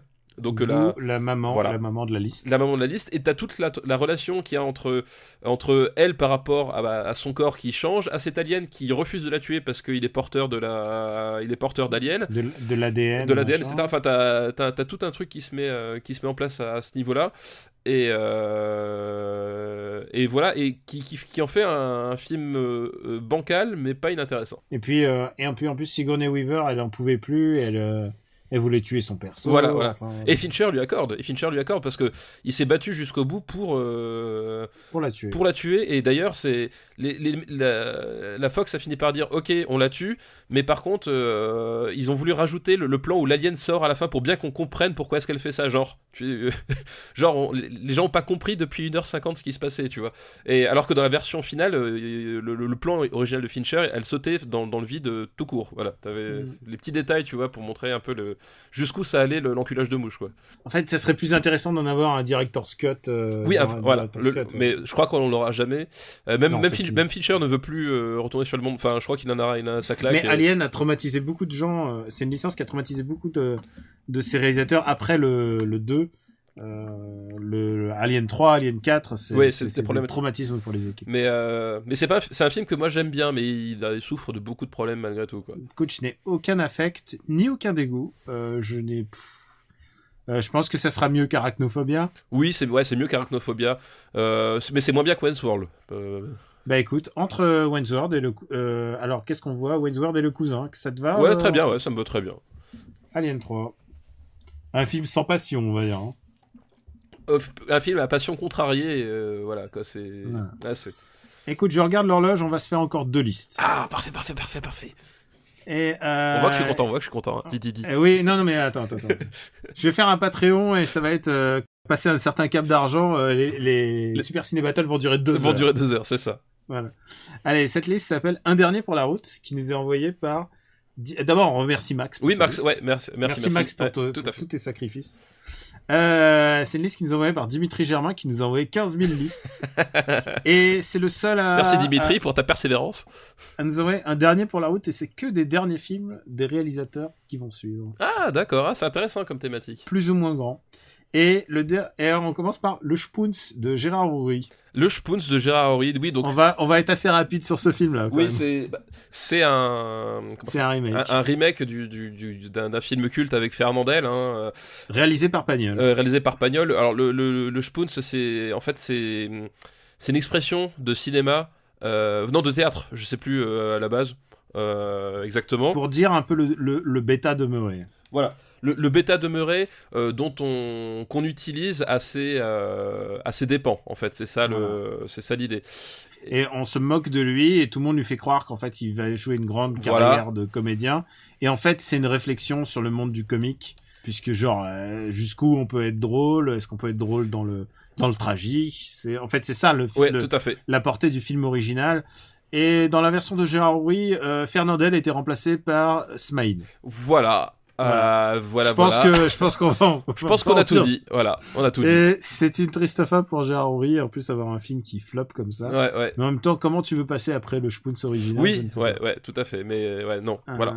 C'est un très mauvais film. Oui. Le problème, c'est que ce film n'est plus faisable aujourd'hui. En fait, tu peux pas trouver un guignol comme ça aujourd'hui. En fait, Shane Black en aura fait un bien meilleur remake avec Kiss Kiss Bang Bang, quoi.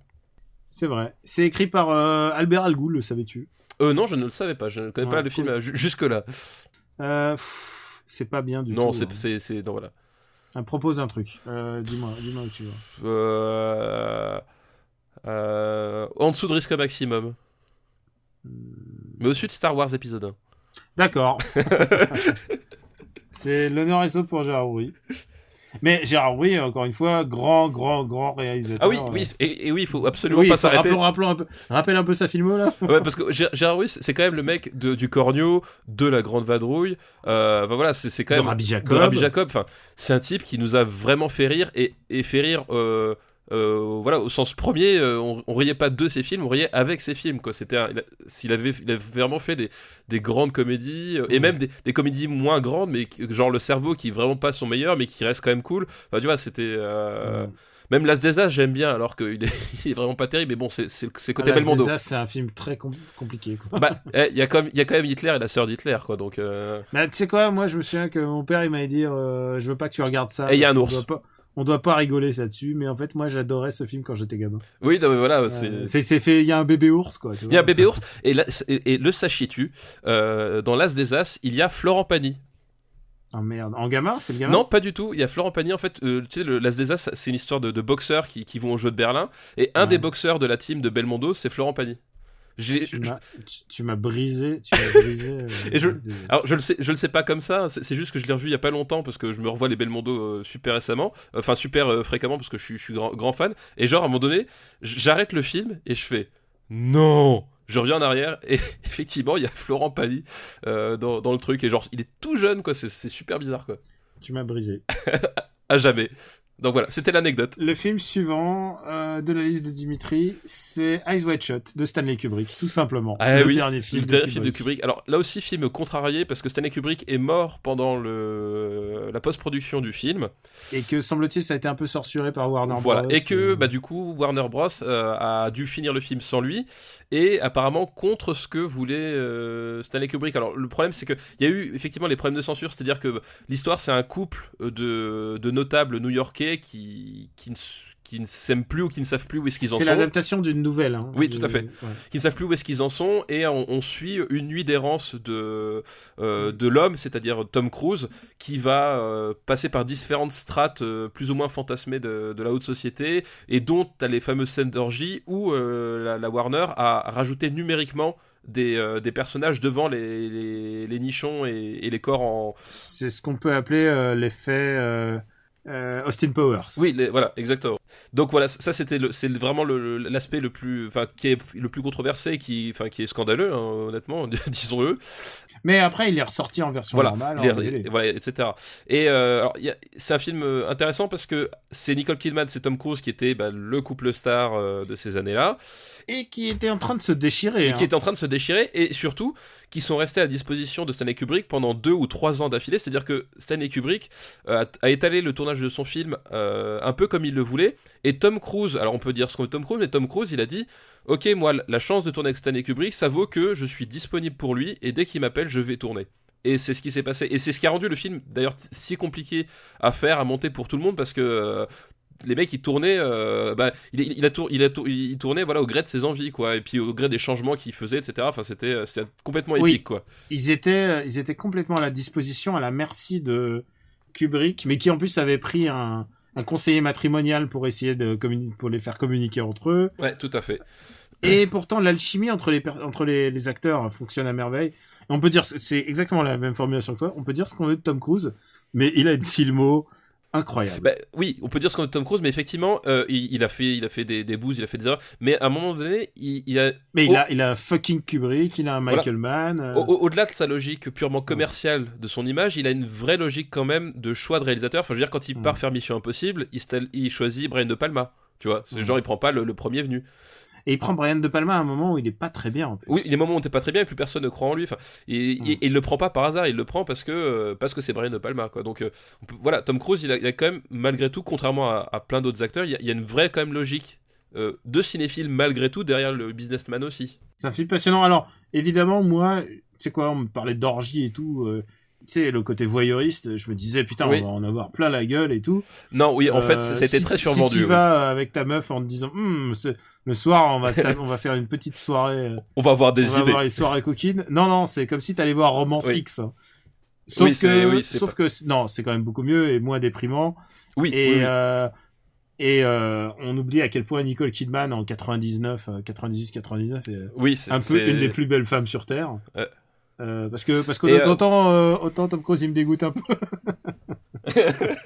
Non, je déconne. Autant Nicole Kidman. J'ai déjà dit mon amour exacerbé pour Tom Cruise, et c'est un film qui en dit long sur le personnage qu'il était en 99. Ouais, c'est un film intéressant pour plein d'égards. Et je pense que on vous renvoie en fait d'abord à le voir et ensuite à lire toute la documentation qui existe sur ce film. Oui, tout à fait. Qui est passionnante. C'est vraiment les analyses. C'est un des films les plus psychanalytiquement intéressants de ces 20 dernières années. mais après, moi, c'est un film que je trouve que c'est vraiment pas le meilleur. Sur les choix que Kubrick a fait pour faire ce film. Enfin, il a vraiment adapté le truc. Oui, adapté, il a pas retranscrit. Il y a plein de choses, parce que l'original, ça se passe dans les années 20. Mais moi, c'est pas un de mes Kubrick préférés, parce que, en fait, le problème, c'est que. Il y a Kubrick et Kubrick préférés. Oui, non, mais. Oui. Non, mais parce qu'en fait, je trouve que le dernier tiers du film, il fonctionne. Enfin. Il y a tout un côté mystérieux qui monte avec l'utilisation de la musique qui est formidable, etc. Et genre, la scène, en fait, où il rencontre Sidney Pollack, elle est un peu parachutée. Elle est complètement parachutée. Elle est là pour expliquer des trucs où finalement tu t'avais pas besoin. Enfin, c'est pas que t'avais pas besoin, mais ça fonctionnait mieux si on ne disait pas ce qui se passait. Et ça genre tombe complètement à plat. Et finalement, quand il reva, parce que je trouve la fin, elle est super étrange, mais elle est super réussie.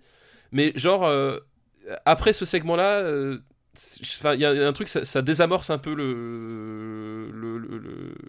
le film, quoi. Parce que finalement, la fin, ce qui est génial, c'est le statu quo. Et la fin, toute dernière fin, toute fin est extraordinaire. Et le dernier plan, de penser à que toute la carrière de Stanley Kubrick s'arrête sur ces mots, c'est extraordinaire. Ouais, extraordinaire. Tout à fait. Genre, ça donne son sens, quoi. La fin est extraordinaire, mais c'est juste dommage que avant t'as tout le segment avec Sidney Pollack qui en plus est relativement long par rapport à ce que ça contient, et c'est un peu dommage. Pas forcément nécessaire. Mais ça reste un très très grand film, et je regarde un peu le haut du tableau quand même. Et de toute façon, genre même un Stanley Kubrick pas très en forme, ça reste un Stanley Kubrick, les gars. Donc forcément c'est peut-être le meilleur Kubrick des années 90, hein, je me demande. Full Metal Jacket. Ah non, c'est 89. Ouais. Full Metal Jacket. Ah oui, donc oui. Ouais, bah non. Écoute, je le vois très très haut quand même. Moi, je le vois quand même pas dans le top 10, tu vois. C'est pas un top 10, quoi. Je comprends ce que tu veux dire. C'est un film que j'aurais envie de revoir et d'étudier, mais pas forcément genre. J'y prendrais pas un plaisir de. Ouais. Oui, c'est ça. Puis c'est surtout, enfin, c'est aussi, comme on disait, c'est un film testament sur la méthode de travail et les obsessions d'un cinéaste. Enfin, il y a vraiment tout ce côté-là. Et d'ailleurs, c'est un film. Je le dis pour nos auditeurs qui seraient intéressés par Stanley Kubrick. Je pense que c'est un film qui n'a son sens que à la fin de sa filmographie. Ouais. C'est-à-dire que commencez pas par ce film-là, terminez par ce film-là, sinon ça vous passez complètement à côté du film. N'oubliez pas qu'il est mort entre-temps, et ça donne totalement cohérent par rapport à ça. Voilà, donc il faut lui trouver une place cohérente, du coup. Donc c'est ça, et c'est aussi un peu la limitation, c'est que contrairement aux deux films de Stanley Kubrick, finalement, il a un peu de mal à exister par lui-même à certains moments, quoi.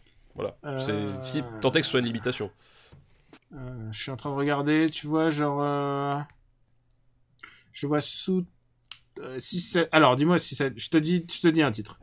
Tout sur ma mère, Schindler's List. Alors, je suis en train de regarder exactement au même endroit. Bah, écoute. Vraiment, pour le coup, et c'est même pas de la mise en scène, hein, c'est vraiment, je regardais Tout sur ma mère, en fait, c'était mon point de focus. Bah écoute, entre Tout sur ma mère et Schindler's List. Ouais, ça me paraît vraiment parfait. Écoute, yeux grands fermés pour nos amis du Canada. Oui, c'est vrai. J'imagine. Hein, et alors, il nous reste encore un dernier film d'un dernier réalisateur. On en a parlé juste avant, c'est Madadayo d'Akira Kurosawa. Putain, c'est vrai. Écoute, beaucoup de gens considèrent que ce film est mineur, mais il est tellement cohérent par rapport à la vie de Kurosawa, qui est pour moi le plus grand réalisateur de tous les temps. Je n'ai aucun problème avec cette assertion. J'ai hâte qu'on fasse un peu genre les années 70 pour... Quoique non, les années 70 c'était pas très productif pour lui, c'est plutôt les 60.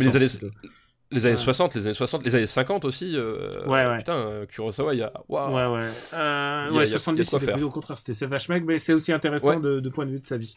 Oui, bah oui, tout à fait. Pour moi, c'est un grand film. C'est l'histoire d'un prof d'allemand. Dont les élèves, en fait, ont pour rituel de. lui fêter chaque année son anniversaire. Et alors, ils lui disent Madaikai, et ce qui veut dire alors, est-ce que tu y es? Est-ce que vous êtes prêts? Genre à partir, et lui il buvait sa bière en une traite et il fait Madadayo, ce qui veut dire pas encore, et Madadayo ça veut dire pas encore, ça veut dire je suis pas encore mort, et c'est le dernier film de Kurosawa quand on y pense. C'est extraordinaire.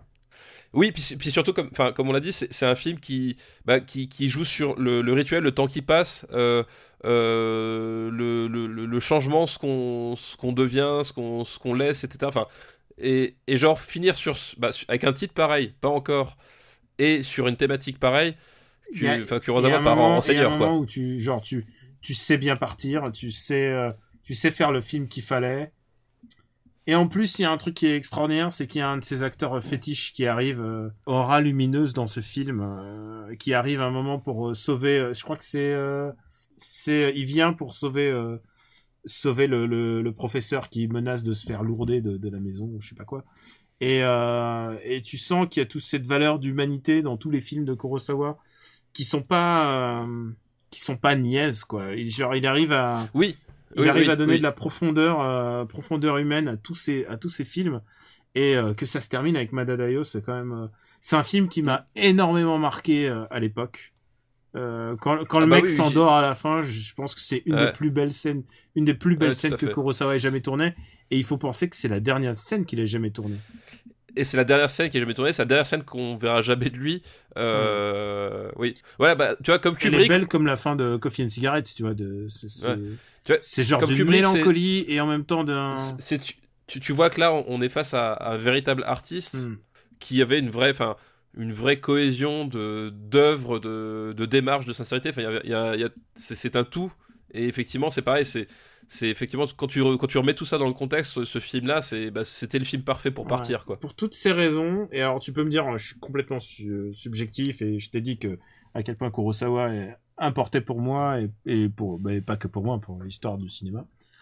Je regarde la liste, je le mettrais sous Sixième Sens. Je le mets dans le top 10 pour moi. Moi, je laisserais quand même LA Confidential, peut-être même Reservoir Dogs devant. Mais au-dessus de Mononoke Hime. C'est un film qui m'a beaucoup marqué avant même que Kurosawa meure. C'était un truc c'est un film qui m'a remué vraiment à l'époque, quoi. Alors que... Ouais, je comprends. Bah, moi, le souci que j'ai, c'est que indépendamment de ce qu'on a dit, c'est pas un Kurosawa que enfin, tu vois, si je devais replonger la filmographie de Kurosawa, mais Madadayo... qu'est-ce qu'il a fait dans les années 90, genre, qu'est-ce qu'on a vu de Kurosawa dans les années 90? Oui, mais tu vois, par rapport aux films là qui sont dans le top 10, je reverrais quand même bien plus volontiers ceux-là que Madadayo qui reste un film très... Écoute, très intéressant comme la poire en deux entre LA Confidential et Reservoir Dogs. D'accord, ça va. Allez. Écoute. Vendu.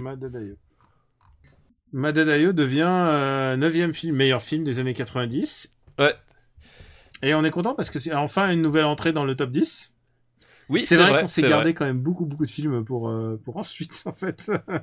Parce que là, on a fait quand même Spanking the Monkey, genre on est allé loin, quoi. Oui, on allait très très loin. Écoute, on remercie Dimitri pour sa liste. Merci Dimitri pour sa liste. Une de ses 840 000 listes. Et alors, là, on va passer à une liste de Luc Nagasaki. Bonjour Luc, et merci. Japonais. Et son titre est « À la différence de Plug-in Papa, ces pères de famille n'arrivent pas à mêler vie professionnelle et familiale. » C'est des losers, c'est ça en fait. Et on commence par... Attention, c'est quand même des gros films, là. Alors, c'est des gros films, on va essayer quand même de pas être trop long, sinon on va dépasser notre barre, là. On commence par Hit de Michael Mann. Oh, putain, Hit de Michael Mann, ah oui, c'est... peut-être mon Michael Mann préféré, vraiment. Quoi. Pas moi, mais je peux comprendre. Mais quel grand film, enfin, Robert De Niro, Al Pacino en face à face, qui sont... sur même continuité, c'est-à-dire qu'ils étaient ensemble dans le Parrain 2, mais en fait leurs personnages se croisaient jamais, alors que là, tout le film tourne autour de leur confrontation. Et finalement, ils sont jamais sur le même cadre. Ils sont jamais sur le même cadre, à part, je crois qu'il y a peut-être des plans sur la fin. En fait, il y a que 2 scènes où ils sont réunis, déjà. La scène finale et la scène du restaurant, qui est au milieu du film, qui a un point de pivot très important du film. Et c'est un film de braquage avec Robert De Niro en braqueur de haut vol, qui est pris dans une affaire un peu sordide, et Al Pacino qui est un flic complètement déjanté et sous cocaïne. Ça a été confirmé récemment, genre on s'en doutait pas. Alors écoute, moi j'avais un gros problème avec ce film, c'est que je trouvais que Al Pacino surjouait à mort. Enfin vraiment, il était en mode je disais mais c'est pas possible. Et en fait, son personnage dans le film était cocaïné. Oui, tout et à fait. Il y avait des scènes explicites où il prenait de la coke qui auraient un peu expliqué son état, et elles ont été toutes coupées en montage. Ouais. Alors, moi, je trouve que je trouvais pas ça gênant parce que justement, enfin, en fait, ce qui se passe, c'est qu'effectivement, enfin, le fameux père qui arrive pas à concilier sa vie, etc. C'est Al Pacino dans ce cadre-là parce que il a sa fille qui est jouée par Nathalie Portman. Enfin, c'est pas sa fille, c'est sa belle-fille. Il a sa femme avec laquelle il n'arrive pas à discuter sans l'engueuler. En fait, je trouve qu'il y a tout un contexte entre, tu vois, la confrontation et les frictions entre son boulot et sa vie privée.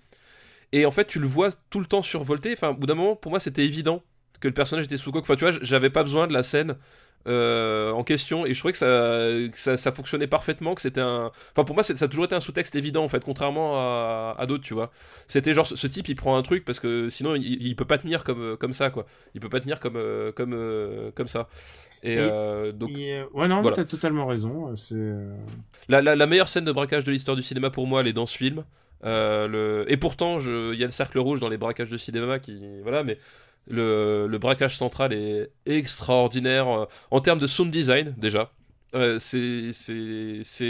Écoutez comment le film sonne, c'est incroyable en termes de mise en scène, de montage, de rythmique, d'intensité dramatique. Enfin, c'est vraiment du travail extraordinaire et c'est un film qui dure 3 heures, mais tu ne les vois pas passer, vraiment, littéralement. C'est un film, c'est d'une fluidité exemplaire. Il y a un truc qui m'a un peu gâché le plaisir de Hit, enfin aujourd'hui, c'est tu sais, ils ont Al Pacino et Robert De Niro ont ensuite tourné un film ensemble, tu sais, La Loi et l'Ordre. Alors, je préfère ne pas en parler. Voilà, en fait, c'est que avant c'était le truc sacré. Ils se sont jamais rencontrés, mais ils ont jamais été sur le même plan. Ouais. C'est vraiment les deux mecs de leur génération. Et après, les deux plus grands acteurs de leur génération. Après, c'est comme si t'avais gardé ta virginité pendant toutes ces années-là, et finalement, tu piteux, quoi. Tu vois, tu fais la première fois toute piteuse, alors que tu espérais que ça soit l'explosion. Mais d'ailleurs, pour l'un comme pour l'autre, c'est le pinacle de leur carrière à ce moment-là, parce qu'après, effectivement, Pacino va se corrompre dans des caricatures de lui-même, où il va être justement enfermé dans le personnage de Hit et des scénarios horribles. De Niro, il va être cantonné à des rôles... De Niro, certes, il joue dans des trucs genre Dirty Papi, Dirty Grandpa, là, ouais, tout ça. Mais il se prostitue. Écoute, il se prostitue. Pour moi, il est génial dans les films de Russell, justement. Oui, il aura des rôles intéressants, justement, David O. Russell, et même, comment s'appelle, Jackie Brown, qui est après Hit. Il aura des rôles intéressants. C'est un mec qui sait jouer la comédie, mais c'est juste qu'il a pas choisi les bons films. Mais déjà, ce seront, pour la plupart, des seconds rôles. Ses meilleurs rôles, ça va devenir des second rôles, et de la part de Niro, ça fait quand même hyper mal au cœur de se dire, ouais, c'est un bon second rôle, ce type. Genre, what? Et surtout, c'est effectivement. J'ai vu Dirty Papi, c'est un film où il colle où Zac Efron se fait coller des doigts dans le cul par Robert De Niro. Je peux dire que tu peux survivre à tout après ça. Et puis après, il va littéralement se prostituer à la Sean Connery, c'est-à-dire tu sens vraiment qu'il fait le truc pour le chèque et ça fait mal. La série des beaux-pères et tout ça là. Oui, Meet the Focker, c'est horrible quoi. Et ça enlève rien à sa carrière, mais c'est juste pour dire que Hit, c'est le film qui arrive au bon moment. C'est effectivement la confrontation, c'est effectivement comme tu dis la perte de virginité, et après ça va être la catastrophe quoi. Petit goût de reviens-y, pas très intéressant. Et c'était Michael Mann au top de sa forme. Je pense que alors, c'est pas mon Michael Mann préféré, moi je peux te le dire d'office, c'est Collateral. Moi ça reste vraiment Hit. Enfin, Hit, comme dit, je pourrais le revoir 10 fois, 100 fois. Alors écoute, je vois que c'est un film important pour toi, où est-ce que tu le veux le mettre? Ah ouais. Moi, Hit, je le mets, personnellement, je le mets au-dessus d'L.A. Confidential. Sous Porco Rosso, mais au-dessus d'L.A. Confidential. Ouais, c'est ça. Écoute, je te le donne, sans aucun problème. Parce que je comprends complètement, et c'est un film qui gagne à être vu, en fait. Et moi, j'aimerais bien voir un vrai director's cut un jour de ce nom, parce que c'est un film qui est quand même saccagé par le montage. Et il fait déjà 3 heures, tu vois. Donc, Putain, il est saccagé par le montage, plutôt par les coupes, quoi. Oui. Et je repense même le braquage du début qui... Genre, plus personne a filmé un braquage de fourgon après Hit de la même façon. Il y a le braquage de Dark Knight Returns, de The Dark Knight Returns. Oui, Oui, mais non, mais oui, je dis pas qu'il n'y a pas eu des bons braquages après, mais je dis que après cette séquence d'intro là, plus personne a filmé des braquages de fourgon de la même façon. Enfin, c'était genre ah ouais, c'est comme ça que ça se fait, les gars, ok. Et c'était, enfin, tu le regardes aujourd'hui, c'est extraordinaire en termes de précision, quoi, de mise en scène. Et deuxième film de la liste de Luc, c'est JFK d'Oliver Stone. Alors JFK, alors c'est marrant, JFK, pour l'anecdote, c'est un film que j'ai vu au cinéma à l'époque. Et je sais que j'avais bien aimé parce que j'aimais bien Oliver Stone. T'étais jeune, hein il sortait en Oui, 91. j'étais super jeune. Et je ne l'ai jamais revu depuis. Et aujourd'hui, je ne sais pas quel avis j'ai sur le film parce que j'ai jamais revu depuis. Et je l'ai vu au cinéma. Donc, ouais, effectivement, ça remonte à plus de 25 ans. Voilà. Et genre, aujourd'hui, j'ai plus de souvenirs de ce film-là et c'est assez étrange, quoi. Écoute, c'est Oliver Stone, prodige du cinéma de l'époque, scénario, enfin on en a déjà parlé. Oui, on a déjà parlé, ouais. Et les années 90, c'était clairement... L'année du dragon, enfin je veux dire, il a juste signé Scarface, quoi. Il a signé scénario Scarface, voilà, quoi. Midnight Express, c'est lui. Midnight Express, et là, en tant que cinéaste, les années 90, c'était son turf, quoi. Enfin, c'était... il est arrivé, là, il venait de faire les The Doors, il venait de faire Born 4th of July avec Tom Cruise. Genre, il était... Enfin, vraiment, c'était le mec qui avait le vent en poupe. Ah oui, et en plus, ce qui est de marrant, c'est que il avait à la fois l'étiquette bankable et à la fois l'étiquette auteur rugueux, quoi. Ouais, il était assez intransigeant. Et c'était un vrai mec, on peut pas lui enlever ça, c'est quand même un mec qui est... il est radical, quoi. Il est radical. Et même dans ses navets et dans ses travers, effectivement, il y a un truc radical quasiment à chaque fois, quoi. Et donc, on l'a pas expliqué, mais c'est un biopic sur des gens qui essayent de déconstruire complètement la théorie officielle de la mort de JFK. La mort de JFK, voilà, tout à fait. Et qui d'ailleurs le montre dans le film de manière unilatérale, genre évidemment c'est du pipeau. Sans aucune forme de doute, c'est ça qui est. Oui, voilà. Avec Kevin Costner aussi, d'ailleurs, c'est pareil. C'était les années Kevin Costner. On en parlait avec Waterworld. C'était, enfin, tu vois, le duo Oliver Stone Kevin Costner, c'était l'évidence même du entre guillemets glamour, mais en tout cas du glamour cinématographique, quoi. Et c'est le premier film parce que c'était un film extraordinairement controversé à l'époque. Genre, les gens disent oh là là, le film totalitaire et tout. Mais évidemment, regarde, ça n'a rien changé en fait. Je veux dire, la version officielle est restée telle quelle. Ce qui est aussi, c'est aussi donner trop d'importance au cinéma, c'est que ça reste du cinéma aussi, quoi. Oui, tout à fait. Mais c'est vrai qu'effectivement, enfin, de toute façon, le côté polémique, etc. Enfin, c'est aussi la marque de fabrique d'Oliver Stone. Enfin, il a pas fait quand il essaie de faire du consensuel parce qu'il a essayé d'en faire, c'est pire que tout, quoi. C'est pas son élément, donc là, effectivement, c'était une partie intégrante. Mais moi, tu penses quoi, Alexander? Non, mais déjà Alexander. Non, quoi qu'Alexander, il essaie de choquer les mamies. Donc il y a un truc. Non, mais genre World Trade Center. Un film avec. C'est pas de l'inceste, Alexander? Si, tout à fait, ouais, tout à fait. Thématique de l'épisode. Non mais World Trade Center, c'est genre il essaie de faire son film hommage aux braves pompiers, machin truc, genre Oliver Stone, qu'est-ce qui s'est passé, quoi. Alors écoute, toi mais il y a Nicolas Cage avec une moustache. Mais t'as pas perdu 3000 de tes voisins sur un truc d'attentat. Tu veux pas savoir ce que ça peut faire à la psyché. non, mais pour être sérieux 2 secondes, oui, moi il y a juste à côté de chez moi, il y a eu le Bataclan et je peux te dire que c'est tu peux pas savoir ce que fait d'abord ce que les survivants vivent dans la tête, tu peux pas imaginer ce qu'ils vivent et tu peux pas imaginer ce que vivent les gens qui sont autour d'eux parce que tu le ressens tous différemment mais le problème c'est que JFK il est pas encore atteint par ça, il est vraiment il est pas encore atteint par ça. Il est vraiment dans une volonté politique de bousculer l'ordre établi. C'est un Michael Moore efficace. Oui, c'est un peu ça, ouais. C'est un peu l'idée que moi il ressort, quoi.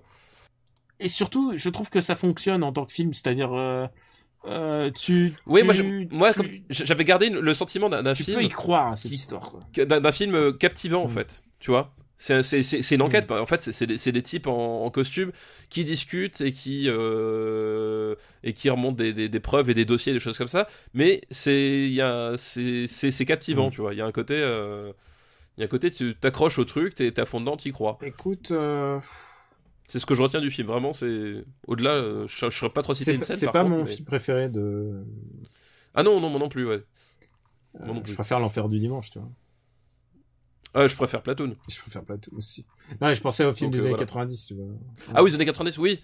Bah, l'enfer du dimanche, il y a plus de trucs intéressants, enfin, même en termes de style, etc. Enfin, voilà, bref, on en reparlera peut-être une autre fois. mais- Écoute, je regarde la liste, je mettrai ça. Est-ce que ça te choque si je te dis From Dusk Till Dawn? Non. Mais juste au-dessous de ça. Tu sais, moi, l'inceste ne me choque pas, alors From Dusk Till Dawn, ça ira avec JFK. Voilà, très bien.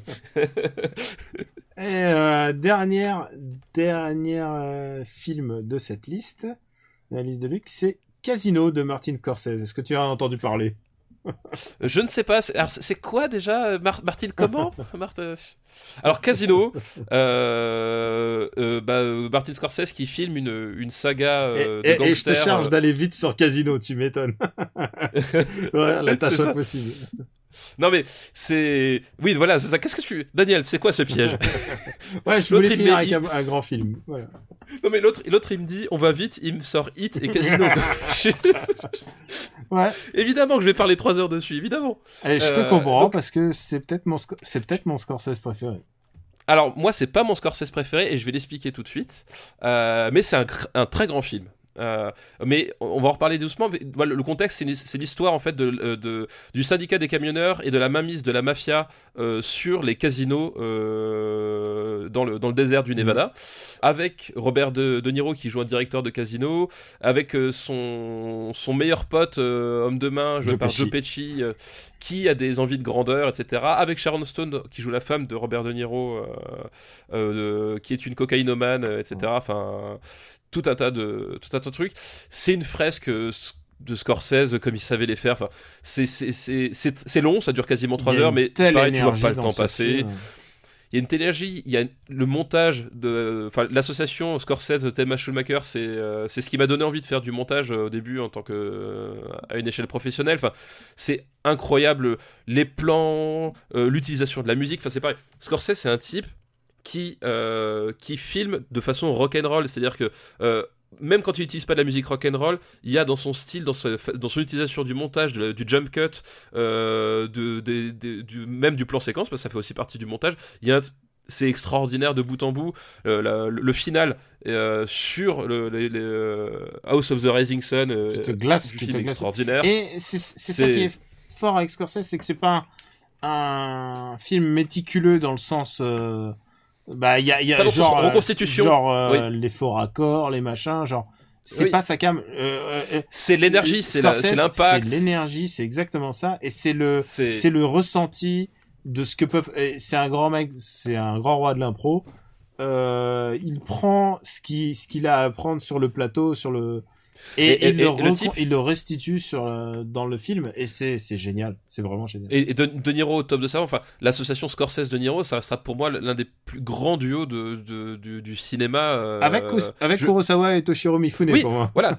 Oui, non, bien sûr, mais voilà, tu l'un des plus grands, c'est pas le seul. Place, quoi. Ouais, non, bien sûr, c'est extraordinaire, et c'est ça que je dis, c'est pas mon Scorsese préféré parce qu'il a un défaut, c'est qu'il est sorti après Les Affranchis. Et c'est son seul défaut pour moi, c'est que je trouve Les Affranchis est sorti 6 ans avant, et je trouve Les Affranchis meilleurs d'une courte tête, mais meilleurs, et du coup, c'est le seul défaut que je vois de ce film-là, quoi. Parce qu'en fait, si tu regardes bien...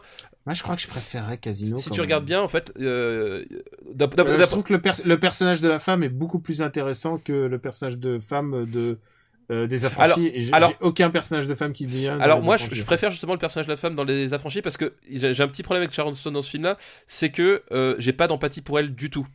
C'est-à-dire qu'elle a un... oui, rien n'est fait pour elle. C'est-à-dire qu'autant le personnage de...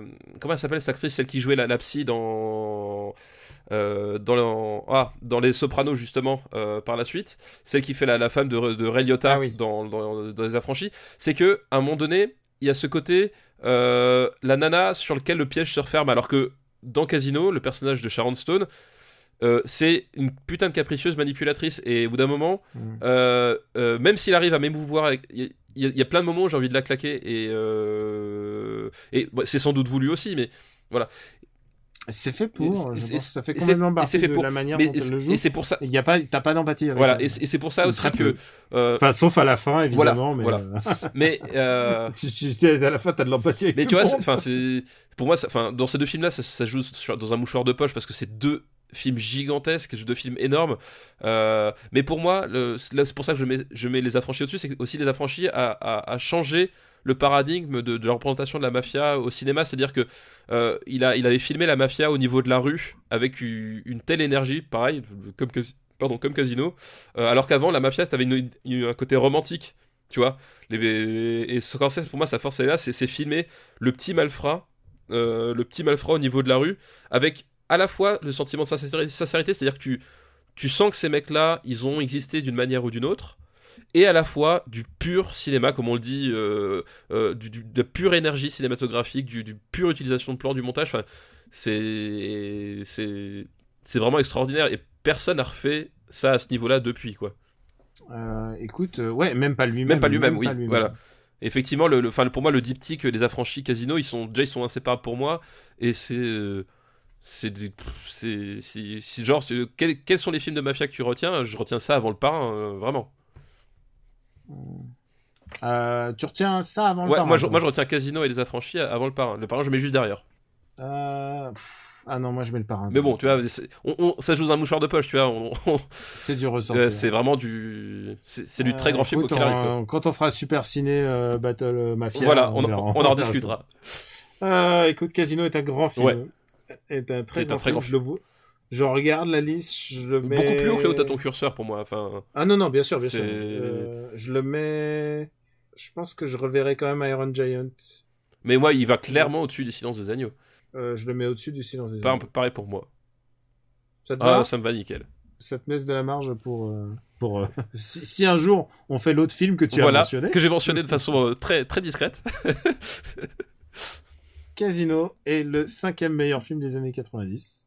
C'est une bonne place. Bah écoute, je crois qu'on est bon. Ouais, écoute, j'ai pris beaucoup de plaisir avec cet épisode. On a bien discuté, tu vois. Ah putain, mais on est vraiment... Et alors, tu sais quoi, on se disait on va être court. Ouais, non. Là, après montage... On va pas être court, mais... Voilà. On va être au-dessus de 1h40. Il y avait de la passion, de la discussion, de l'argumentation. Pour nos amis. Ouais. Ah ouais, là, putain, il y a eu des négociations. Ouais, là, tu m'as... Je tâcherai de m'en souvenir. Exactement. Alors, vite fait... Je compte sur toi pour me le ressortir, de toute façon. Ah ouais, bien sûr. Tu es comme Internet, tu n'oublies pas. Allez, vas-y, balance ta reco. Oui, alors du coup, ma reco de cet épisode, je vais un peu changer de registre par rapport à la dernière fois. Je vais recommander un artiste qui porte le doux nom de Simon Stollenhag. J'espère que je prononce bien. C'est un artiste suédois qui fait de l'illustration à la peinture au crayon, et qui a un style que je trouve extraordinaire, vraiment. Il a pas travaillé sur des très gros projets, mais ce qui est extraordinaire, c'est son book, en fait, qui est disponible en ligne, hein, on mettra le lien, sur lequel vous pouvez commander il a fait des bouquins de ses illustrations, puis on peut aussi commander des affichages en 4x3 pour son salon, etc. Ce que je trouve formidable, c'est que son thème récurrent, c'est l'espèce de science-fiction, mais c'est l'espèce de science-fiction duquel il dégage une espèce de mélancolie permanente. Comme j'ai dit, le mec il vient de Suède, donc il utilise beaucoup les paysages suédois, très plats, très uniformes, très froids, et en confrontation avec cette technologie qui est très débordante. Enfin, il y a un côté, je parcours toutes les semaines, je parcours au moins une fois son book, alors que je les ai déjà vus des centaines de fois, ses illustrations, et à chaque fois je m'arrête sur un truc que je trouve touchant, formidable. Enfin, c'est vraiment le coup de foudre, quoi. Et écoute, tu m'as bien donné voilà, envie. c'est de la peinture, c'est du dessin, enfin, tu peux découvrir une histoire d'ailleurs si t'as envie derrière, mais t'es pas obligé. Enfin, c'est beau, tout simplement. Beau. Et écoute, moi je vais être bref. J'ai décidé de recommander Jem et les hologrammes, le comic book. Et oui. Et j'étais en train de me les relire tous, puisque là on en est au numéro 20, donc ça doit être faire 2 ou 3 volumes qui sont sortis aux États-Unis. Et c'est un revamp qui n'a rien à voir avec le film du même nom qui est complètement nul. Est-ce que ça va avec la série qu'on connaissait de notre jeunesse? C'est un revamp de la série de notre jeunesse. Il faut l'expliquer, c'était une série un peu maboule où une fille et ses amis héritent hérite d'un ordinateur surpuissant, ils héritent d'un orphelinat C'est ça. et d'un ordinateur surpuissant qui est capable de projeter des hologrammes. Voilà. Et du coup, elle se fait une identité secrète et elle devient Jem. En fait, c'est un peu Hannah Montana avec des synthétiseurs et des coiffures complètement folles. Hannah Montana à tout. Voilà, exactement. Et le comic, c'est assez génial parce qu'il essaie de donner une cohérence à tout ça parce que tout est assez improbable. Pourquoi elle a une identité secrète, pourquoi il y a les Misfits qui sont les méchantes, pourquoi la maison de disques se bat pour n'avoir qu'un disque alors qu'elle pourrait avoir les deux et gagner sur tous les tableaux. Et donc ce comics est vraiment chouette et il adapte un peu les filles par exemple aujourd'hui il y a des homosexuels, il y a des histoires de trans, il y a des histoires, elles ont été modernisées. C'est des filles d'aujourd'hui aussi et c'est fait avec délicatesse. C'est un comics qui peut être lu qui va être lu puisque je vais sans doute l'offrir à ta fille. Ah ben elle va être ravie, sache-le. C'est vraiment un chouette comics qui peut être lu par les filles, par les gamines, mais aussi par les garçons, aussi par l'âge adulte parce que c'est quand même assez badass. Il y a des moments vraiment assez chouettes. Voilà, si vous voulez voir ce que ça donne un groupe de rock sur papier. Et je le fais un peu en reco parce que j'ai recommandé Wicked and the Divine, qui est un comics que j'ai recommandé dans After Eight et qui parle du panthéon des dieux qui se réincarnent aujourd'hui et qui sont traités comme s'ils sont des stars de rock. D'ailleurs, il y en a un, il ressemble à David Bowie des années 70. Il y en a, c'est Daft Punk. Il y en a un quelle qui idée ressemble géniale. À Kanye West. Ah putain, mais tu t'éclaterais. C'est génial. Le pitch tu me l'as vendu direct, quoi. Voilà, je vous recommande Weekend and Divine, dont j'ai déjà parlé dans After Eight, et qui sort en octobre en France. Ah bah, parfait. Et donc, J'aime les hologrammes, qui est lisible par les enfants. Et c'est vraiment très, très, très, très bien. Voilà, je crois qu'on a fait le tour. On a fait le tour, on a fini l'épisode. Heureusement qu'on devait aller vite, hein. Putain, et tu sais quoi, pourtant là j'ai choisi un truc resserré de liste et on en a encore, on en a pas fait 3. Il y en a 3 dans les listes que j'ai pas faites, quoi. Comment on va faire, quoi. Comment on va faire quand on va changer de décennie? Wink, wink. C'est ça. On vous remercie de votre fidélité. On est disponible sur le site supercinébattle.fr où vous pouvez retrouver la master list quand on la met à jour, c'est-à-dire à peu près au même moment qu'on met l'épisode, n'est-ce pas? Vous pouvez aussi nous retrouver sur YouTube, iTunes. Laissez-nous des commentaires sur iTunes et des petites étoiles parce que ça nous fait être mieux référencés sur le site d'iTunes. Et on est très touché par les gens qui nous disent moi j'avais pas de compte iTunes mais j'en ai fait un juste pour vous laisser un commentaire. Et ça c'est top. Ça c'est top, et surtout quand on sait à quel point c'est merdique iTunes, vraiment merci du sacrifice, quoi. Ah, surtout si t'as iTunes PC, c'est horrible, vraiment merci les gars. Mon ami papa, dis-nous tout, où est-ce qu'on peut te retrouver à part dans une salle de classe? On peut me retrouver sur Gamecult, chez Third Edition, a priori, alors je me rappelle plus les dates, mais le prochain Level Up, donc le MOOC consacré au RPG va bientôt sortir, et dedans je vous y parle un peu de musique dans les space opéra et RPG entre autres, donc voilà. Et puis après sur Sens Critique, et puis sur Twitter, @gkpluginmaybe. Bah écoute, c'est pas mal tout ça. Écoute, moi, on peut me retrouver bien sûr sur After Eight. Gamecult, tu l'as mentionné, où je participe à la dernière émission où je parle de Persona. C'est pour ça que j'ai pas mis Persona en select, parce que je suis encore en plein dedans. Donc Gamecult, et j'ai écrit aussi un article sur Le Monde où je parlais du dernier Tokyo Game Show, et j'ai encore un autre article chez eux à venir. Pixel Le Monde, et je crois qu'on a fait un peu le tour. Ouais. Le reste on verra. Voilà, on verra quand ça arrivera. Voilà, on vous remercie encore de nous suivre, de nous laisser des commentaires. Ouais, merci à tous. Et il y a un truc que je voulais dire, et je sais qu'on va reprendre un peu de temps, mais toutes nos interactions avec vous auditeurs, elles sont toujours bien. Genre toutes, j'en reçois sur Snapchat qui me disent ouais, c'est Super Ciné Battle, c'est super. Sur Twitter, sur le site. Sur le site aussi, on a beaucoup de commentaires sur le site. À chaque fois, c'est toujours des super interactions. Quand on vous rencontre en vrai aussi, c'est toujours réjouissant et ça fait très plaisir d'être aussi bien reçu et accepté et ça nous fait très plaisir d'interagir avec vous. Et de vos réactions, même si c'est pour nous envoyer des gifs de la ligne verte. De la ligne verte. Mais vous pouvez aussi envoyer des gifs de Hook aussi pour...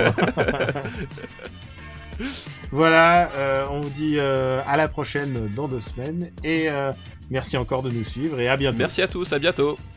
Ciao.